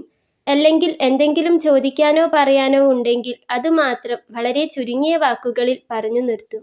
പക്ഷേ തനിക്കോ അമ്മയ്ക്കോ യാതൊരു കുറവും വരുന്നില്ല. അമ്മയുടേതു മാത്രമല്ല, അമ്മ ചെയ്തു തന്നിരുന്ന തൻ്റെ ആവശ്യങ്ങൾ പോലും താൻ പറയാതെ തന്നെ കണ്ടറിഞ്ഞു ചെയ്തു തരുന്നുണ്ട്. സത്യേട്ടൻ പ്രായം അല്പം കുറവാണെന്ന് പറഞ്ഞപ്പോഴും അവളെ നേരിട്ട് കണ്ടപ്പോഴും എല്ലാം കണ്ടറിഞ്ഞു ചെയ്യാൻ ഇത്രമാത്രം കാര്യപ്രാപ്തി അവൾക്കുണ്ടാകുമെന്ന് കരുതിയിരുന്നില്ല. അവൻ ചിന്തിച്ചു. അതും ഓർത്തുകൊണ്ട് തിരിഞ്ഞപ്പോഴാണ് ബെഡിൽ ഒരു ഭാഗത്തായി തൻ്റെ വസ്ത്രങ്ങൾ അലക്കി ഇസ്തിരിയിട്ട് വെച്ചതുപോലെ ചുളിവുകളൊന്നുമില്ലാതെ വൃത്തിയിൽ മടക്കി വെച്ചിരിക്കുന്നത് അവൻ കണ്ടത്. അവൻ അതിലേക്കൊന്ന് നോക്കി. അവൻ്റെ ചുണ്ടിലൊരു പുഞ്ചിരി വിരിയാൻ അധിക സമയം വേണ്ടി വന്നില്ല. എന്നാൽ പെട്ടെന്നാണ് അവൻ്റെ മനസ്സിലേക്ക് വല്ലാത്തൊരു അസ്വസ്ഥത നിറഞ്ഞു വരുന്നത് പോലെ അവന് തോന്നിയത്. അവൻ നെറ്റിയൊന്ന് ഒഴിഞ്ഞുകൊണ്ട് ബെഡിലേക്കിരുന്നു. അന്നും അവൾ തന്നെയാണ് രാത്രിയിൽ അവന് ഭക്ഷണം വിളമ്പിക്കൊടുത്തത്. അവൻ കഴിച്ചു കഴിഞ്ഞ ശേഷം അവൾ സീതാമ്മയ്ക്ക് അത്താഴം കൊടുത്ത് മരുന്നും കുടിപ്പിച്ചു. സീതാമ്മയെ ബാത്റൂമിൽ കൊണ്ടുവന്ന ശേഷമാണ് അവൾ ഭക്ഷണം കഴിക്കാനിരുന്നത്.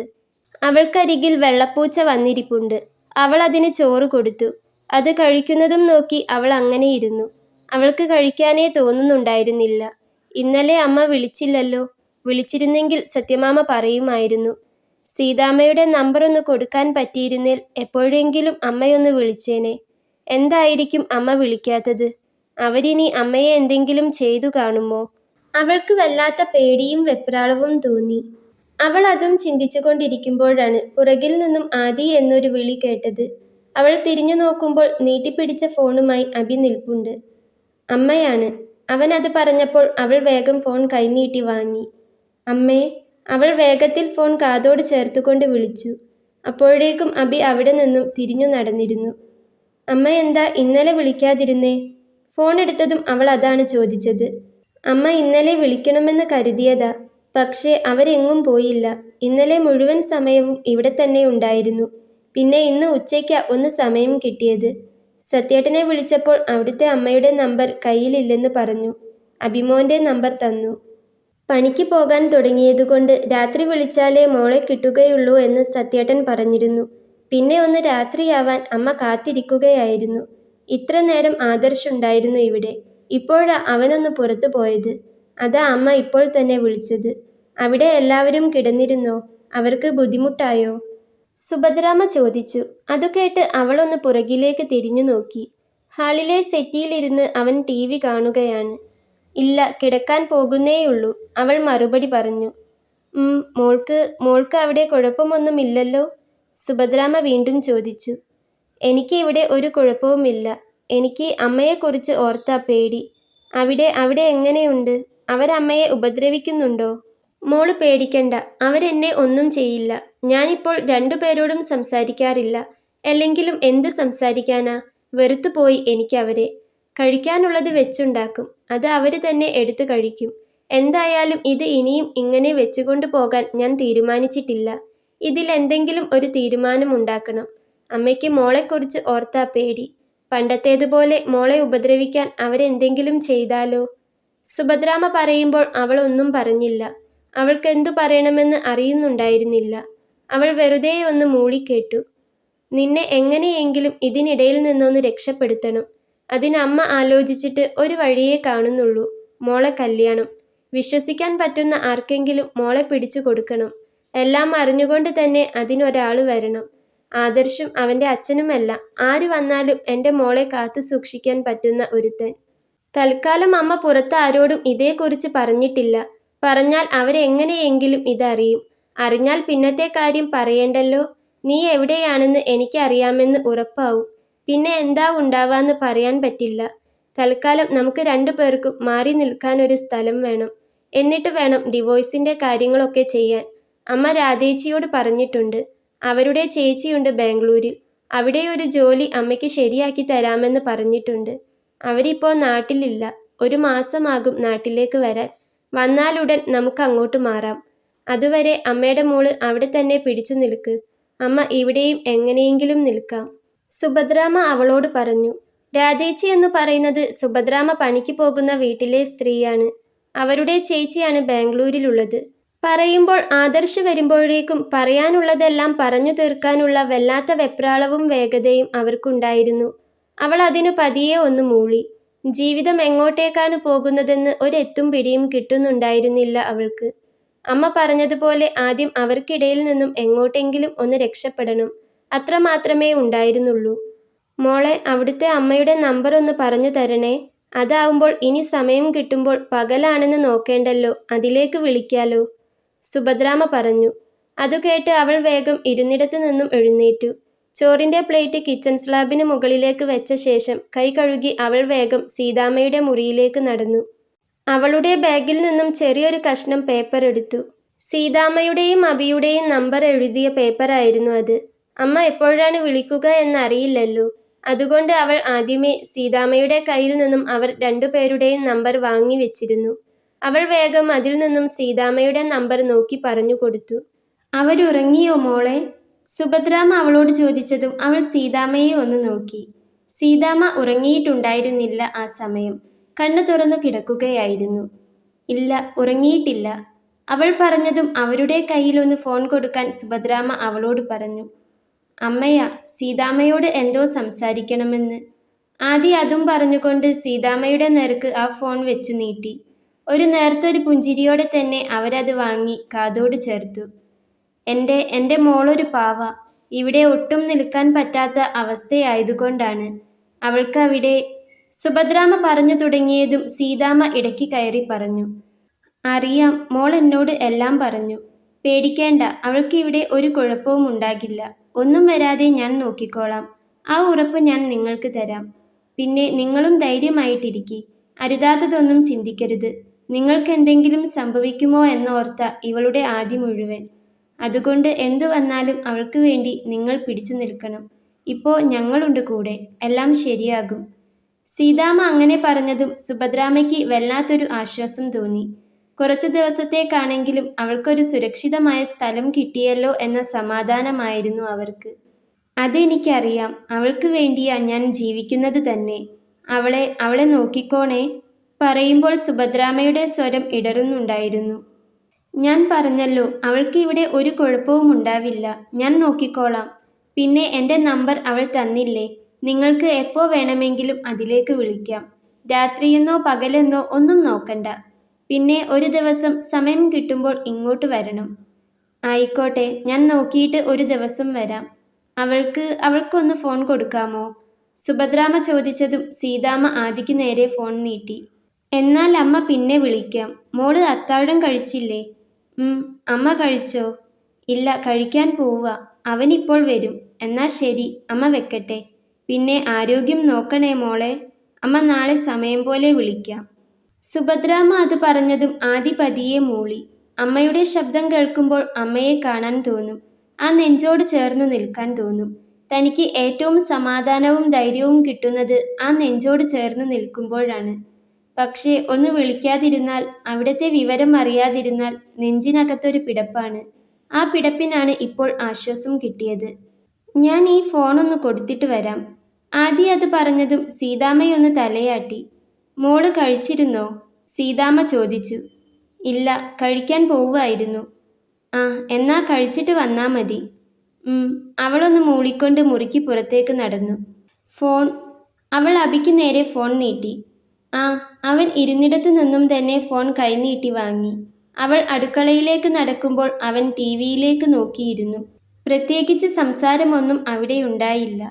ദിവസങ്ങൾ ഇതേ ക്രമത്തിൽ മുന്നോട്ട് പോയിക്കൊണ്ടിരുന്നു. സുഭദ്രാമ്മ എന്നും ഒരു നേരമെങ്കിലും സീതാമ്മയുടെ ഫോണിലേക്ക് വിളിക്കും.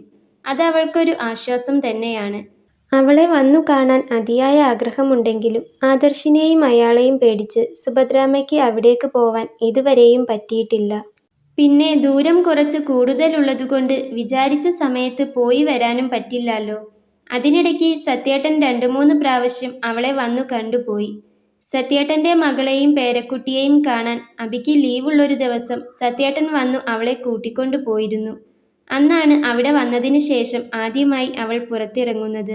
സീതാമ്മയ്ക്ക് ഡോക്ടറെ കാണിക്കാനുള്ള ദിവസം ആവാനായിട്ടുണ്ട്. ഇനി അന്നേ അവളിനി പുറത്തിറങ്ങുകയുള്ളൂ. പുറത്തിറങ്ങാൻ ആഗ്രഹമില്ലാഞ്ഞിട്ടല്ല, പേടിച്ചിട്ടാണ്. ആദർശിനെയോ ദിവാകരനെയോ അറിയുന്ന ആരെങ്കിലും അവളെ കണ്ടാലോ എന്ന് പേടിച്ച്. ദിവസങ്ങൾ മുന്നോട്ടു പോകുംതോറും ഉണ്ടായൊരു പ്രധാന മാറ്റമെന്ന് പറയുന്നത് അവളും അബിയും കുറച്ചുകൂടി അടുത്തു എന്നതാണ്. പണ്ട് വെറുതെ എല്ലാത്തിനും തലയാട്ടിയിരുന്ന അവൾ ഇപ്പോൾ അവനോട് സംസാരിച്ചു തുടങ്ങി. അല്ലെങ്കിലും തൻ്റെ അമ്മയെ അത്രയും കാര്യമായി നോക്കുന്ന, തൻ്റെ കാര്യത്തിലും കൃത്യമായി ശ്രദ്ധിക്കുന്ന അവളോട് അബിക്കും പ്രത്യേകിച്ചൊരു താല്പര്യം തോന്നുന്നുണ്ടായിരുന്നു. സീതാമ്മയും അവളും തമ്മിൽ അമ്മയും മകളും എന്നതുപോലെയൊരു ബന്ധവും ഉടലെടുത്തിരുന്നു. അന്നും പതിവ് പോലെ പുറത്ത് ബൈക്കിന്റെ ശബ്ദം കേട്ടതും ആദി വേഗം ചെന്ന് കർട്ടൻ നീക്കി പുറത്തേക്ക് നോക്കി. അബിയാണെന്ന് കണ്ടതും അവൾ വേഗം ചെന്ന് വാതിൽ തുറന്നു. ഉമ്മറത്തേക്ക് കയറി വന്ന അബിയെ കണ്ട് ആദിയുടെ നെറ്റിയൊന്ന് ചുളിഞ്ഞു. അവന്റെ കണ്ണാകെ ചുവന്നിരിക്കുന്നു. ക്ഷീണം കൊണ്ട് മുഖമാകെ വല്ലാതെയായിരിക്കുന്നു. അവൻ അവളെ നോക്കി ഒന്ന് ചിരിച്ചെന്ന് വരുത്തി അകത്തേക്ക് നടന്നു. എന്തു പറ്റി, വയ്യേ? മുറിയിലേക്ക് മെല്ലെ നടന്നു പോകുന്ന അവനെ കണ്ട് അവൾ പിറകിൽ നിന്നും വിളിച്ചു ചോദിച്ചു. ഏയ് ഒന്നുമില്ല, ചെറിയൊരു പനിക്കോൾ പോലെ, ഒന്നു കിടന്നാൽ ശരിയാവും. അവൻ അതും പറഞ്ഞ് മുറിയിലേക്ക് നടന്നു. അവളൊന്ന് അവനെ തന്നെ നോക്കി നിന്നു. പിന്നെ വേഗത്തിൽ അടുക്കളയിലേക്ക് നടന്നു. കുരുമുളകും ചുക്കും ശർക്കരയും ചേർത്ത് നല്ലൊരു ചുക്കുകാപ്പി അവൾ വേഗത്തിലുണ്ടാക്കി. മുറ്റത്തെ തുളസിയിൽ നിന്നും അല്പം തുളസി കൂടി പറിച്ചെടുത്ത് അവൾ അതിൽ ചേർത്തിരുന്നു. അതും കൊണ്ട് അവൾ വേഗം അവൻ്റെ മുറിയിലേക്ക് നടന്നു. മുറിയിൽ ചെല്ലുമ്പോൾ വേഷം പോലും മാറ്റാതെ അവൻ കിടക്കുകയാണ്. അവൾ വേഗം അവൻ അരികിലേക്ക് ചെന്നു. അബിയേട്ടാ, അബിയേട്ടാ, ഒന്ന് എഴുന്നേറ്റേ. അവൾ അവനരികിൽ ചെന്നു വിളിച്ചു. 2 പ്രാവശ്യം വിളിച്ചപ്പോഴാണ് അവൻ കണ്ണു തുറന്നത്. ദേ, ഇത് നല്ല ചുക്കുകാപ്പിയാ, ഇതൊന്ന് കുടിച്ചിട്ട് കിടന്നോ. അവൾ അത് പറഞ്ഞതും അവൻ എഴുന്നേറ്റിരുന്നു. പിന്നെ പതിയെ അത് കയ്യിൽ വാങ്ങി ചുണ്ടോട് ചേർത്തു. തീരെ വയ്യേ? കണ്ണും മുഖവുമൊക്കെ ആകെ വല്ലാതിരിക്കുന്നു. അവൻ പതിയെ കാപ്പി കുടിക്കുമ്പോൾ അവൾ അവനോട് ചോദിച്ചു. സാരമില്ല, മാറിക്കോളും. അവൻ അവളെ നോക്കിയൊന്ന് പുഞ്ചിരിക്കാൻ ശ്രമിച്ചുകൊണ്ട് പറഞ്ഞു. അതു കണ്ട് അവൾക്ക് അവനോട് വല്ലാത്ത പാവം തോന്നി. പാരസിറ്റാമോൾ ഉണ്ടോ? ഉണ്ടേൽ അതൊരെണ്ണം കഴിച്ചു നോക്കിയാലോ? ആദ്യം അത് ചോദിക്കുമ്പോൾ അബി അവളെ ഒന്ന് മുഖമുയർത്തി നോക്കി. എന്തോ അവളുടെ സംസാരത്തിൽ വല്ലാത്തൊരു ആവലാതി നിറഞ്ഞു നിൽക്കുന്നതുപോലെ അവന് തോന്നി. ശരീരം ചുട്ടുപൊള്ളുമ്പോഴും ഹൃദയത്തിൽ എന്തോ ഒരു തണുപ്പ് അരിച്ചിറങ്ങുന്നതുപോലെ അവന് തോന്നി. എന്നാ ഒന്ന് കുടിച്ചേക്കാം, ആ അലമാരയിൽ കാണും, അവൻ പതിയെ പറഞ്ഞു. ഉച്ചയ്ക്ക് എന്തെങ്കിലും കഴിച്ചിരുന്നോ? അവൻ അത് പറഞ്ഞപ്പോൾ അവൾ അങ്ങനെയാണ് ചോദിച്ചത്. അതിനവൻ വെറുതെ ഒന്ന് ചിരിച്ചു. അവൻ്റെ നോട്ടവും ചിരിയും കണ്ടതും അവൾക്ക് കാര്യം പിടികിട്ടി. ഒന്നും കഴിച്ചില്ല അല്ലേ? ഞാൻ കുറച്ച് കഞ്ഞി എടുത്തിട്ട് വരാം. ഒന്നും കഴിക്കാതെ മരുന്ന് കുടിച്ചാൽ കൂടുതൽ ക്ഷീണിക്കേ ഉള്ളൂ. അവൾ അത് പറഞ്ഞതും അവൻ വീണ്ടും അവളെയൊന്ന് നോക്കി. സന്തോഷമോ സങ്കടമോ എന്ന് പറഞ്ഞറിയിക്കാൻ പറ്റാത്തൊരു വികാരം ഹൃദയത്തിൽ നിറയുന്നത് അവൻ അറിഞ്ഞു. അവൻ പതിയെയാണ് കാപ്പി കുടിക്കുന്നത്. അവൾ അവിടെ തന്നെ അങ്ങനെ നിന്നു. പെട്ടെന്നാണ് അവൻ്റെ കാലിലെ സോക്സ് അഴിച്ചിട്ടില്ലെന്ന് അവൾ കണ്ടത്. അവൾ വേഗം നിലത്തേക്കിരുന്നു. പെട്ടെന്നായതുകൊണ്ട് തന്നെ അബി ഒന്ന് ഞെട്ടി. അവൻ എന്താണെന്ന് നോക്കുമ്പോഴേക്കും അവൾ അവൻ്റെ സോക്സ് അഴിച്ചു തുടങ്ങിയിരുന്നു. വേണ്ട ആദി, ഞാൻ അഴിച്ചോളാം, അബി അവളെ തടഞ്ഞുകൊണ്ട് പറഞ്ഞു. സാരമില്ല, ഞാൻ ചെയ്തോളാം. ആദി അത് പറഞ്ഞുകൊണ്ട് അവൻ്റെ 2 കാലിലെയും സോക്സ് അഴിച്ചെടുത്തു. ഞാൻ കഞ്ഞി എടുത്തു വരാം, അതുവരെയും കണ്ണടച്ച് കിടന്നോ. അതും പറഞ്ഞുകൊണ്ട് അവൻ കുടിച്ചു കഴിഞ്ഞ ഗ്ലാസും എടുത്ത് ആദി പുറത്തേക്ക് പോകുന്നത് അടഞ്ഞു വരുന്ന കണ്ണുകൾക്കിടയിലൂടെ അബി കണ്ടിരുന്നു. അവൾ വേഗം കുറച്ച് റേഷനരി അടുപ്പത്തിട്ട് കഞ്ഞി വെച്ചു. അതൊരു പാത്രത്തിലേക്ക് മാറ്റി അതും കൊണ്ടവൾ അബിയുടെ മുറിയിലേക്ക് നടന്നു. അവൻ ചുരുണ്ടുകൂടി കിടപ്പാണ്. അവൾക്ക് ആ കിടപ്പ് കണ്ട് പാവം തോന്നി. അബിയേട്ടാ, ദേ കഞ്ഞിയായിട്ടുണ്ട്, എഴുന്നേറ്റേ. അവൾ പറഞ്ഞെങ്കിലും അബിക്ക് കേട്ട ഭാവമില്ല. അവൾ വീണ്ടും അവനെ വിളിച്ചു. അപ്പോഴാണ് അവൻ കണ്ണു തുറന്നത്. ദേ കഞ്ഞി കൊണ്ടുവന്നിട്ടുണ്ട്, കുറച്ച് കുടിച്ചേ, എന്നിട്ട് മരുന്ന് കുടിക്കാം. അവൾ അത് പറഞ്ഞതും അബി എങ്ങനെയൊക്കെയോ എഴുന്നേറ്റിരുന്നു. അവൻ്റെ ക്ഷീണം കൂടി വരികയാണെന്ന് അവൾക്ക് തോന്നി. അവൾ വേഗം അവന് നേരെ പാത്രം നീട്ടി. അവൻ അത് വാങ്ങി പതിയെ കുടിച്ചു തുടങ്ങി. അപ്പോഴേക്കും അവൾ അലമാര തുറന്ന് അതിൽ നിന്നും ഒരു പാരസിറ്റാമോൾ എടുത്തു. മതി, 2 ഇറക്ക് കുടിച്ചതും അബി പറഞ്ഞു. ഒന്നും കുടിച്ചില്ലാലോ, ഒരു 2 സ്പൂൺ കൂടി. ആദി പറഞ്ഞതും അവനൊന്ന് അവളെ നോക്കി. വേണ്ടാഞ്ഞിട്ടാ ആദി, കുടിക്കാൻ പറ്റുന്നില്ല. അബി അത് പറഞ്ഞതും ആദി അവനെയൊന്ന് നോക്കി. അങ്ങേയറ്റം ദയനീയമായിരുന്നു അവന്റെ വാക്കുകൾ. അതുകൊണ്ട് പിന്നീട് അവൾ ഒന്നും പറഞ്ഞില്ല. അവൾ വേഗം മരുന്ന് പൊട്ടിച്ച് അതും ഒരു ഗ്ലാസ് വെള്ളവും അവന്റെ കയ്യിൽ കൊടുത്തു. അവൻ അതും കുടിച്ച് വീണ്ടും ബെഡിലേക്ക് തന്നെ കിടന്നു. അവൾ വേഗം അലമാര തുറന്ന് ഒരു ബെഡ്ഷീറ്റ് എടുത്തുകൊണ്ട് വന്ന് അബിയെ നന്നായി പുതപ്പിച്ചു കൊടുത്തു. ബെഡ്ഷീറ്റ് ദേഹത്തെ മൂടിയതും അവൻ ഒന്നുകൂടി അതിനുള്ളിലേക്ക് ചുരുണ്ടുകൂടി. ക്ഷീണം കാരണം കണ്ണടഞ്ഞു പോകുമ്പോഴും ആദി ചെയ്തു തരുന്ന ഓരോ കാര്യങ്ങളും അവന്റെ ഹൃദയത്തിൽ പതിയുന്നുണ്ടായിരുന്നു. ആദി മുറിയിലേക്ക് വന്ന് അല്പസമയം കഴിഞ്ഞതും സീതാമ്മ എഴുന്നേറ്റിരുന്നു. ജോലി കഴിഞ്ഞു വന്നാൽ സീതാമ്മയുടെ അടുത്തേക്ക് വരുന്നത് അവന്റെ പതിവാണ്. അവൻ വന്നില്ലേ മോളെ? ഇന്ന് അവനെ മുറിയിലേക്ക് കാണാത്തതുകൊണ്ട് സീതാമ്മ ആദിയോട് ചോദിച്ചു. ഉവ് വന്നു, പക്ഷെ അഭിയേട്ടൻ എന്തോ ചെറിയൊരു പനി പോലെ കിടക്കുകയാണ്. ആണോ? എന്നിട്ട് നല്ലോണം പനിക്കുന്നുണ്ടോ? ഇല്ല അമ്മേ, പേടിക്കാനൊന്നുമില്ല. ഞാൻ ചുക്കുകാപ്പിയും കഞ്ഞിയുമെല്ലാം കൊടുത്തിട്ടുണ്ട്. പോരാത്തതിന് ഒരു പാരസിറ്റാമോളും കുടിച്ചിട്ടുണ്ട്. ഒന്നുറങ്ങി എണീറ്റാൽ മാറിക്കോളും. ഒന്നിറങ്ങി നടക്കാൻ പോലും ആവാത്ത സീതാമ്മയെ പേടിപ്പിക്കേണ്ടെന്ന് കരുതി അവൾ അങ്ങനെയാണ് പറഞ്ഞത്. എന്നാലും എനിക്കൊരു സമാധാനവുമില്ല. മോളൊന്ന് ഇടയ്ക്ക് ചെന്ന് നോക്കിയേക്കണേ. അമ്മയ്ക്ക് അവിടെ വരെ നടന്നു പോകാൻ ആവാത്തതുകൊണ്ടാ. സീതാമ്മ ആവലാതിയോടെ അത് പറഞ്ഞതും ആദി നോക്കിക്കോളാമെന്ന് തലയാട്ടി. രാത്രി ഭക്ഷണം കഴിക്കാൻ കൂട്ടാക്കാതിരുന്ന സീതാമ്മയെ മരുന്ന് കഴിക്കേണ്ടതല്ലേ എന്നും പറഞ്ഞ് ആദിയാണ് അല്പം എന്തെങ്കിലും നിർബന്ധിച്ച് കഴിപ്പിച്ചത്. അബിക്ക് എപ്പോഴും വീട്ടിൽ വന്നു പോകാൻ പറ്റാത്തതുകൊണ്ട് കുറച്ചു മുൻപൊരു ടോയ്ലറ്റ് ചെയർ വാങ്ങിയിരുന്നു. അതുകൊണ്ട് ആദിക്ക് സീതാമ്മയെ ബാത്റൂമിലേക്ക് കൊണ്ടുപോകേണ്ട ബുദ്ധിമുട്ടില്ലായിരുന്നു. എന്തെങ്കിലും കഴിച്ചിട്ട് കിടക്കാമെന്ന് ആദി കുറെ പറഞ്ഞെങ്കിലും അബി അതിന് കൂട്ടാക്കിയില്ല. അവൻ എവിടെയെങ്കിലും ഒന്ന് കിടന്നാൽ മതിയെന്നേ ഉണ്ടായിരുന്നുള്ളൂ. അതുകൊണ്ട് ആദി പിന്നെ അവനെ നിർബന്ധിച്ചില്ല. ആദിക്കും ഒന്നും കഴിക്കാൻ തോന്നുന്നുണ്ടായിരുന്നില്ല. അവൾ ഭക്ഷണം കഴിക്കുന്നതും കാത്ത് പുറത്തൊരു മിണ്ടാപ്രാണി അവളെയും നോക്കിയിരിക്കുന്നുണ്ടായിരുന്നു. അവൾ പൂച്ചയ്ക്ക് കഴിക്കാനുള്ളത് കൊടുത്ത ശേഷം കുറച്ചു സമയം അതിനരികിലിരുന്നു. പൂച്ച കഴിച്ചു കഴിഞ്ഞു പോയ ശേഷം അവൾ വാതിലടച്ച് അകത്തേക്ക് വന്നു. ഭക്ഷണമെല്ലാം ഫ്രിഡ്ജിലേക്ക് എടുത്തു വെച്ച ശേഷം അവൾ വാതിലടച്ച് ലൈറ്റ് ഓഫാക്കി അകത്തേക്ക് വന്നു. ഉമ്മറത്തെ വാതിലും അടച്ച് പുറത്തെ ലൈറ്റെല്ലാം ഓഫ് ചെയ്ത ശേഷം അവൾ ഒന്നുകൂടി അബിയുടെ മുറിയിലേക്ക് വന്നു. അവൻ നല്ല ഉറക്കമാണ്. പുതപ്പ് ഒന്നുകൂടി നേരെ പുതപ്പിച്ചു കൊടുത്ത ശേഷം അവൾ സീതാമ്മയുടെ മുറിയിലേക്ക് നടന്നു. മുറിയിലെത്തുമ്പോൾ സീതാമ്മയും ഉറങ്ങിയിട്ടില്ല. കണ്ണു തുറന്ന് കിടക്കുന്നുണ്ട്. അവന് കുറവുണ്ടോ മോളെ? അവൻ ഉറങ്ങിയോ? ഉറക്കമാ സീതാമ്മേ, നാളേക്ക് മാറും. സീതാമ്മ ടെൻഷൻ ആവണ്ട, ഉറങ്ങിക്കോ. അവൾ പറഞ്ഞതും സീതാമ്മ മനസ്സില്ലാ മനസ്സോടെ കണ്ണടച്ചു. അവൾ അലമാരയ്ക്ക് പിറകിൽ നിന്നും പായയെടുത്ത് നിലത്ത് വിരിച്ച് അതിലേക്ക് കിടന്നു. എന്തോ അവൾക്ക് ഉറങ്ങാൻ കഴിയുന്നേ ഉണ്ടായിരുന്നില്ല. കണ്ണടയ്ക്കുമ്പോഴേക്കും അവന്റെ തളർന്ന മുഖമാണ് ഓർമ്മ വരുന്നത്. മനസ്സ് വല്ലാതെ വെപ്രാളപ്പെടുന്നത് പോലെ. എന്തിനായിരിക്കും അവനു വേണ്ടി തന്റെ മനസ്സ് ഇത്രയേറെ ആവലാതിപ്പെടുന്നത്? അവൾക്കതിനൊരു ഉത്തരം കിട്ടുന്നേ ഉണ്ടായിരുന്നില്ല. സമയം വീണ്ടും മുൻപോട്ട് പോയി. പക്ഷെ അവൾക്ക് മാത്രം ഉറക്കം വന്നില്ല. പനി കുറഞ്ഞു കാണുമോ?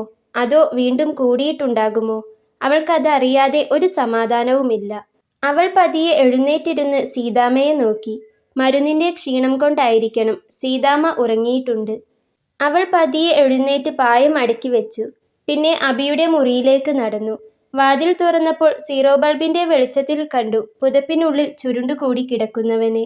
അവൾ വേഗം അവൻ അരികിലേക്ക് ചെന്നു. പനി കൂടിയതാണെന്ന് തോന്നുന്നു. തണുത്തു കുളിരുന്നതുപോലെ വിറയ്ക്കുന്നുണ്ട്. അവൾക്കെന്തിനോ വല്ലാത്ത സങ്കടം തോന്നി. എന്തു ചെയ്യണമെന്നറിയാത്ത അവസ്ഥ. സമയം നോക്കുമ്പോൾ 12:30 ആദ്യമായാണ് അവന്റെ ദേഹത്ത് തൊടാൻ പോകുന്നത്. അതിൻ്റെ ഒരു പ്രയാസം അവൾക്കുണ്ടായിരുന്നു. എങ്കിലും അവൾക്ക് അവന്റെ നെറ്റിയിലൊന്ന് കൈ ചേർക്കാതെ വയ്യ. അവൾ പതിയെ അവന്റെ നെറ്റിയിലൊന്ന് തൊട്ടുനോക്കി. തൊട്ടതേ ഓർമ്മയുള്ളൂ. അവൾ കൈ പിൻവലിച്ചു പോയിരുന്നു. അതുപോലെ തൊട്ടാൽ പൊള്ളുന്ന ചൂട്. അബിയേട്ടാ, അബിയേട്ടാ, തീരെ വയ്യേ? ഹോസ്പിറ്റലിൽ പോകണോ? അവൾ അവനെ തട്ടി വിളിച്ചുകൊണ്ട് ചോദിച്ചു. അവൾ വിളിക്കുന്നത് പോലും അവൻ അറിയുന്നുണ്ടായിരുന്നില്ല. അവൾക്കാകെ പേടി തോന്നി. സങ്കടം കൊണ്ട് അവളുടെ കണ്ണുകൾ നിറഞ്ഞൊഴുകി. എന്തിനാണ് തൻ്റെ ആരുമല്ലാത്ത മറ്റൊരാൾക്ക് വേണ്ടി താൻ കരയുന്നതെന്ന് പോലും അവൾക്ക് അറിയുന്നുണ്ടായിരുന്നില്ല. അതിനു മാത്രം അവൻ തൻ്റെ ആരാണ്? അവൾ വീണ്ടും അവനെ തട്ടി വിളിച്ചുകൊണ്ടിരുന്നു. കണ്ണുകൾ തുറക്കാൻ പോലും ശേഷിയില്ലെങ്കിലും അവളുടെ വിളി കേട്ട് അവൻ എങ്ങനെയൊക്കെയോ കണ്ണുകൾ വലിച്ചു തുറന്നു. കണ്ണുകൾ തുറന്നതും അഭി കാണുന്നത് നിറക്കണ്ണുകളോടെ തനിക്കരികിൽ ഇരിക്കുന്നവളെയാണ്. അവളുടെ മുഖം കണ്ടാൽ തന്നെ അറിയാം അവൾ നന്നായി പേടിച്ചിട്ടുണ്ടെന്ന്. നീ ഇതുവരെ ഉറങ്ങിയില്ലേ ആദി? അവൻ ചോദിക്കുമ്പോഴേക്കും അവൾ അങ്ങോട്ട് ഇടയിൽ കയറി ചോദിച്ചിരുന്നു. എന്താ അഭിയേട്ടാ, തീരെ വയ്യേ? ഹോസ്പിറ്റലിൽ പോകണോ? ഇങ്ങനെ കിടക്കല്ലേ, എനിക്ക് പേടിയാകുന്നു. അത് പറയുമ്പോൾ ആദി കരഞ്ഞു പോകുന്നുണ്ടായിരുന്നു. അതു കണ്ട് അഭിക്ക് അത്ഭുതം തോന്നി. തമ്മിൽ നന്നായി സംസാരിക്കുമെങ്കിലും ഇങ്ങനെയൊരു ഭാവം അവളിൽ ആദ്യമായാണ് കാണുന്നത്. ആ കിടപ്പിലും അവന് വല്ലാത്ത സന്തോഷം തോന്നി. ഒന്നുമില്ല ആദി, നാളേക്ക് മാറും. നീ ചെന്ന് കിടന്നോ, ഉറക്കമൊഴിക്കേണ്ട.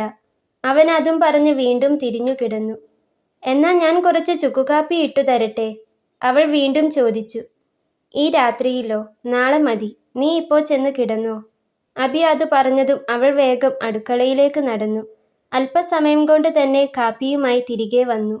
അഭിയേട്ടാ, എഴുന്നേറ്റേ, എന്നിട്ട് ഈ കാപ്പി കുടിച്ചേ. അവൾ വീണ്ടും അവനെ തട്ടി വിളിച്ചതും അവൻ പതിയെ എഴുന്നേറ്റ് കട്ടിലിൽ ചാരിയിരുന്നു. നല്ല ചൂടുണ്ടല്ലോ, ഇതെന്താ കുറയാത്തേ? അവന് കാപ്പി കുടിക്കുന്നതിനിടയിൽ അവൻ്റെ നെറ്റിയിലും കഴുത്തിലും തൊട്ടു നോക്കിക്കൊണ്ട് അവൾ അവനോട് ചോദിച്ചു. അവൻ അതൊട്ടും പ്രതീക്ഷിക്കാത്തതുകൊണ്ട് തന്നെ അവളുടെ ആ പ്രവൃത്തിയിൽ അവനൊന്ന് ഞെട്ടിയിരുന്നു. ആ വെല്ലായ്മയിലും അവൻ്റെ കണ്ണുകൾ വിടർന്നു. അവൻ അവളെ വല്ലാത്തൊരു അലിവോടെയും സ്നേഹത്തോടെയും നോക്കി. എന്നാൽ ഇതൊന്നും അവൾ അറിയുന്നേയില്ലായിരുന്നു. നാളെ നേരം വെളുത്താൽ നമുക്ക് എന്തായാലും ഹോസ്പിറ്റലിൽ പോകണം. സത്യമാമനെ വിളിക്കാം. അമ്മ ഒറ്റയ്ക്കാകുമെന്ന് ഓർത്ത. ഇല്ലേൽ ഞാൻ വന്നേനെ. മാമന് ഒഴിവില്ലേൽ നമുക്ക് തന്നെ പോയിട്ട് വരാം. കുറച്ച് സമയത്തേക്കല്ലേ, അമ്മ തനിച്ചിരിക്കുമായിരിക്കുമല്ലേ. എന്തായാലും ഇത് വെച്ചോണ്ടിരിക്കണ്ട, പലേ പനിയും ഉള്ളതാ. അവൾ അതും പറഞ്ഞുകൊണ്ട് മുറിയിൽ നിന്നും പുറത്തേക്കിറങ്ങിപ്പോയി. അവൾ പോയ വഴിയെ നോക്കി അങ്ങനെയിരുന്നു. അവൾ ഇങ്ങനെയൊക്കെ പറയുമ്പോൾ ഹൃദയം വല്ലാതെ സന്തോഷിക്കുന്നുണ്ട്. എന്നാൽ അതിനൊപ്പം തന്നെ വേറൊരു പെണ്ണിൻ്റെ മുഖവും വാക്കുകളും ഓർമ്മ വരുന്നു. അവൻ ആ നിമിഷം ഒരു കാലത്ത് തൻ്റെ പ്രാണനെപ്പോലെ അത്രമേൽ സ്നേഹിച്ചിരുന്ന അവളോട് വല്ലാത്ത ദേഷ്യവും വെറുപ്പും തോന്നി. അവനിറുക്കെ കണ്ണുകൾ അടച്ചു കളഞ്ഞു. ഒരു പാത്രത്തിൽ കുറച്ച് വെള്ളവും ഒരു കഷ്ണം കോട്ടൻ്റെ തുണിയുമായി ആദ്യ മുറിയിലേക്ക് വരുമ്പോൾ കണ്ണുകൾ ഇറുക്കെ അടച്ച് ചാരിയിരിക്കുന്ന അഭിയെയാണ് കാണുന്നത്. അവൾ വേഗം വന്ന് ആ തുണിക്കഷ്ണം നനച്ച് അവൻ്റെ നെറ്റിയിലിട്ടു കൊടുത്തു. നെറ്റിയിൽ ഒരു തണുപ്പ് അറിഞ്ഞപ്പോഴാണ് അഭി കണ്ണു തുറന്നത്. തലവേദനയുണ്ടോ? അവൻ കണ്ണുകൾ ഇറുക്കെ അടച്ചിരുന്നത് കണ്ടതുകൊണ്ട് തന്നെ അവൾ ചോദിച്ചു. അവനൊന്നും പറഞ്ഞില്ല. ഇല്ലെന്ന് പതിയെ തലയാട്ടി. അപ്പോഴേക്കും അവൾ അവൻ്റെ നെറ്റിയിലെ തുണി നനച്ച് വീണ്ടും നെറ്റിയിലിട്ടു കൊടുത്തിരുന്നു. മതി ആദി, നീ ചെന്നുറങ്ങിക്കോ. സമയം ഒരുപാടായി കാണും. ഇനിയും അവൾ ഇവിടെ ഇരുന്നാൽ താൻ കരഞ്ഞു പോകുമെന്നും തൻ്റെ മനസ്സിലുള്ളത് പുറത്തു വരുമെന്നും തോന്നിയതുകൊണ്ട് അഭി അവളോട് പറഞ്ഞു. സാരമില്ല, ഞാൻ കുറച്ചു കഴിഞ്ഞാൽ പൊയ്ക്കോളാം. അഭിയേട്ടൻ കിടന്നോ? അവൻ്റെ ബെഡിലാണ് അവൾ ഇരിക്കുന്നത്. അവിടെ ഇരുന്നു കൊണ്ട് തന്നെ അവൾ പറഞ്ഞു. അഭി അവളെ സ്നേഹത്തോടെയൊന്ന് നോക്കി. ഇതിൽ കൂടുതൽ അവന് പിടിച്ചു നിൽക്കാൻ പറ്റില്ലായിരുന്നു. അവൻ പതിയെ അവളുടെ നെറുകയിലൂടെ ഒന്ന് തലോടി. അവനിൽ നിന്നും അതൊട്ടും പ്രതീക്ഷിച്ചില്ലെങ്കിലും അവൾ ആ ഞെട്ടൽ പുറത്തു കാണിച്ചില്ല. അവളൊന്ന് പതിയെ അവനെ നോക്കി ചിരിച്ചു. ഇപ്പോൾ കിടന്നോ, നമുക്കെന്തായാലും നാളെ ഡോക്ടറെ കാണിക്കാം. ആദ്യ അത് പറഞ്ഞതും അഭി പതിയെ ബെഡിലേക്ക് ഇറങ്ങിക്കിടന്നു. ആദ്യ അവൻ്റെ നെറ്റിയിലെ തുണി ഈറൻ മാറുന്നതിനനുസരിച്ച് നനച്ചിട്ടു കൊടുത്തുകൊണ്ടിരുന്നു. അഭിയും അറിയുന്നുണ്ടായിരുന്നു അവൾ തനിക്ക് വേണ്ടി ചെയ്യുന്നതെല്ലാം. എന്തോ ഇതുവരെ ഉണ്ടായിരുന്നതിനേക്കാൾ ഒരു പടി കൂടുതൽ ഇഷ്ടം അവളോട് തോന്നുന്നത് അവൻ അറിയുന്നുണ്ടായിരുന്നു. ചങ്കു പറിച്ച് സ്നേഹിച്ചിട്ടും ഗായത്രി തന്നെ ചതിച്ചിട്ടേ ഉള്ളൂ. അവൾക്ക് ശേഷം ഒരു പെണ്ണിനെയും വിശ്വസിക്കാൻ തോന്നിയിട്ടില്ല. അതുകൊണ്ടാണ് കൊല്ലം 5-6 കഴിഞ്ഞിട്ടും അമ്മ അത്രയും പറഞ്ഞിട്ടും ഒരു വിവാഹത്തെക്കുറിച്ച് ചിന്തിക്കാതിരുന്നത്. എന്നാൽ ആദിയെ കണ്ട അന്നു മുതൽ അവൾ തനിക്കൊരു അത്ഭുതമാണ്. തൻ്റെ അമ്മയെ സ്നേഹിക്കുന്ന, അമ്മയുടെ കാര്യങ്ങൾ ശ്രദ്ധിക്കുന്നത് പോലെ തൻ്റെ കാര്യങ്ങളും ശ്രദ്ധിക്കുന്ന, ചെയ്തു തരുന്ന, എല്ലാം പറയാതെ തന്നെ കണ്ടറിഞ്ഞു ചെയ്തു തരുന്ന അവൾ ഇന്നും തനിക്കൊരത്ഭുതമാണ്. അതിനേക്കാളുമൊക്കെ അത്രമേൽ നിഷ്കളങ്കമാണ് അവൾ. അത്രയേറെ വേദനയും പ്രയാസവും ഈ ചെറിയ പ്രായത്തിനുള്ളിൽ അവൾ അനുഭവിച്ചിട്ടുണ്ട്. ആദ്യമായി കണ്ടപ്പോൾ അധികം സംസാരിക്കാത്ത, എന്നാൽ പൂച്ചയോടും കിളികളോടും മാത്രം കഥകൾ പറയുന്ന അവൾ തനിക്കൊരു കൗതുകം മാത്രമായിരുന്നു. പക്ഷേ എപ്പോൾ മുതലാണ് അവളോട് തനിക്ക് ഇങ്ങനെയൊരു ഇഷ്ടം തോന്നിത്തുടങ്ങിയത്? അതറിയില്ല. പക്ഷേ അവളെ തനിക്കിഷ്ടമാണ്. ഇത്രമേൽ നിഷ്കളങ്കമായ, സ്നേഹിക്കാൻ മാത്രം അറിയുന്ന പെണ്ണിനെ ആരെങ്കിലും കൈവിട്ടു കളയുമോ? ഇപ്പോൾ തന്നെ തനിക്ക് ഇതൊന്നും ചെയ്തു തരേണ്ട യാതൊരു കാര്യവുമില്ല. അവൾക്ക് അവളുടെ ആ മുറിയിൽ ചെന്ന് ഒന്നും അറിയാതെ അങ്ങുറങ്ങിയാൽ മതി. എന്തോ അവളുടെ ഈ സ്നേഹം എന്നും അനുഭവിക്കാൻ കൊതി തോന്നുന്നു. അതുകൊണ്ട് അവളെ വിട്ടുകളയാൻ തനിക്കാവില്ല, ഒരിക്കലും ആവില്ല. ഒരു പക്ഷേ ആത്മാർത്ഥമായി സ്നേഹിച്ചിട്ടും അത് തിരിച്ചു കിട്ടാതെ പോയവൻ്റെ ഉള്ളിലെ ആഗ്രഹമാവാം ഒരിക്കലെങ്കിലും ആത്മാർത്ഥമായൊന്ന് സ്നേഹിക്കപ്പെടണമെന്ന്. അവളെ തനിക്ക് വേണം, തനിക്ക് സ്നേഹിക്കാൻ, തന്നെ സ്നേഹിക്കാൻ, തൻ്റേതു മാത്രമായി അവളെ തനിക്ക് വേണം. പനിയുടെ ക്ഷീണം കാരണം കണ്ണടഞ്ഞു പോകുമ്പോഴും അവൻ്റെ ഉള്ളിൽ അവൾ മാത്രമായിരുന്നു. അന്ന് പുലർച്ചെ എപ്പോഴോ ആണ് ആദി ശരിക്കൊന്നുറങ്ങിയത്. അതുവരെയും അവന് നെറ്റിയിൽ തുണി നനച്ചിട്ടും ചൂട് കുറഞ്ഞോ എന്ന് നോക്കിയും അവൾ അങ്ങനെ ഇരുന്നു. തുണി നനച്ചിട്ടതുകൊണ്ട് അബിക്ക് വല്ലാത്ത ആശ്വാസം തോന്നിയിരുന്നു. നന്നായൊന്ന് വിയർത്തതും അവൻ ഞെട്ടി ഉണർന്നു. അവന് കുറച്ച് സമാധാനം തോന്നി. പെട്ടെന്നാണ് ബെഡിലേക്ക് തലയും വെച്ച് കസേരയിൽ ഇരുന്നുറങ്ങുന്ന ആദിയെ അവൻ കാണുന്നത്. പാവം, ഇവൾ ഇന്നലെ മുറിയിലേക്ക് പോയില്ലേ? അതും ചിന്തിച്ചുകൊണ്ട് അവൻ പതിയെ അവളുടെ നെറുകയിലൂടെയൊന്ന് തലോടി. എന്നാൽ അവൾ അതൊന്നും അറിയുന്നേ ഉണ്ടായിരുന്നില്ല. നല്ല ഉറക്കമാണ്. ഇന്നലെ രാത്രിയിൽ താൻ എന്തൊക്കെയാണ് ചിന്തിച്ചു കൂട്ടിയത്? അതാലോചിക്കെ അബിയുടെ ചുണ്ടിലൊരു പുഞ്ചിരി വിരിഞ്ഞു. എന്നാൽ പെട്ടെന്ന് അവൻ്റെ ഉള്ളിൽ ഒരു വെള്ളിടി വെട്ടി. തനിക്ക് അവളെ ഇഷ്ടമാണ്. പക്ഷേ അവൾക്കോ? ഇതെല്ലാം ചെയ്തു തരുന്നത് ഒരു പക്ഷേ തന്നെ ഒരു സഹോദരനെ പോലെ കണ്ടിട്ടാവുമോ? അതുകൊണ്ടാണോ തനിക്കിന്നലെ വയ്യാതെയായപ്പോൾ അവൾ പേടിച്ചതും കരഞ്ഞതുമെല്ലാം? അവൻ അങ്ങനെയൊന്ന് ചിന്തിക്കാൻ കൂടി സാധിക്കുന്നുണ്ടായിരുന്നില്ല.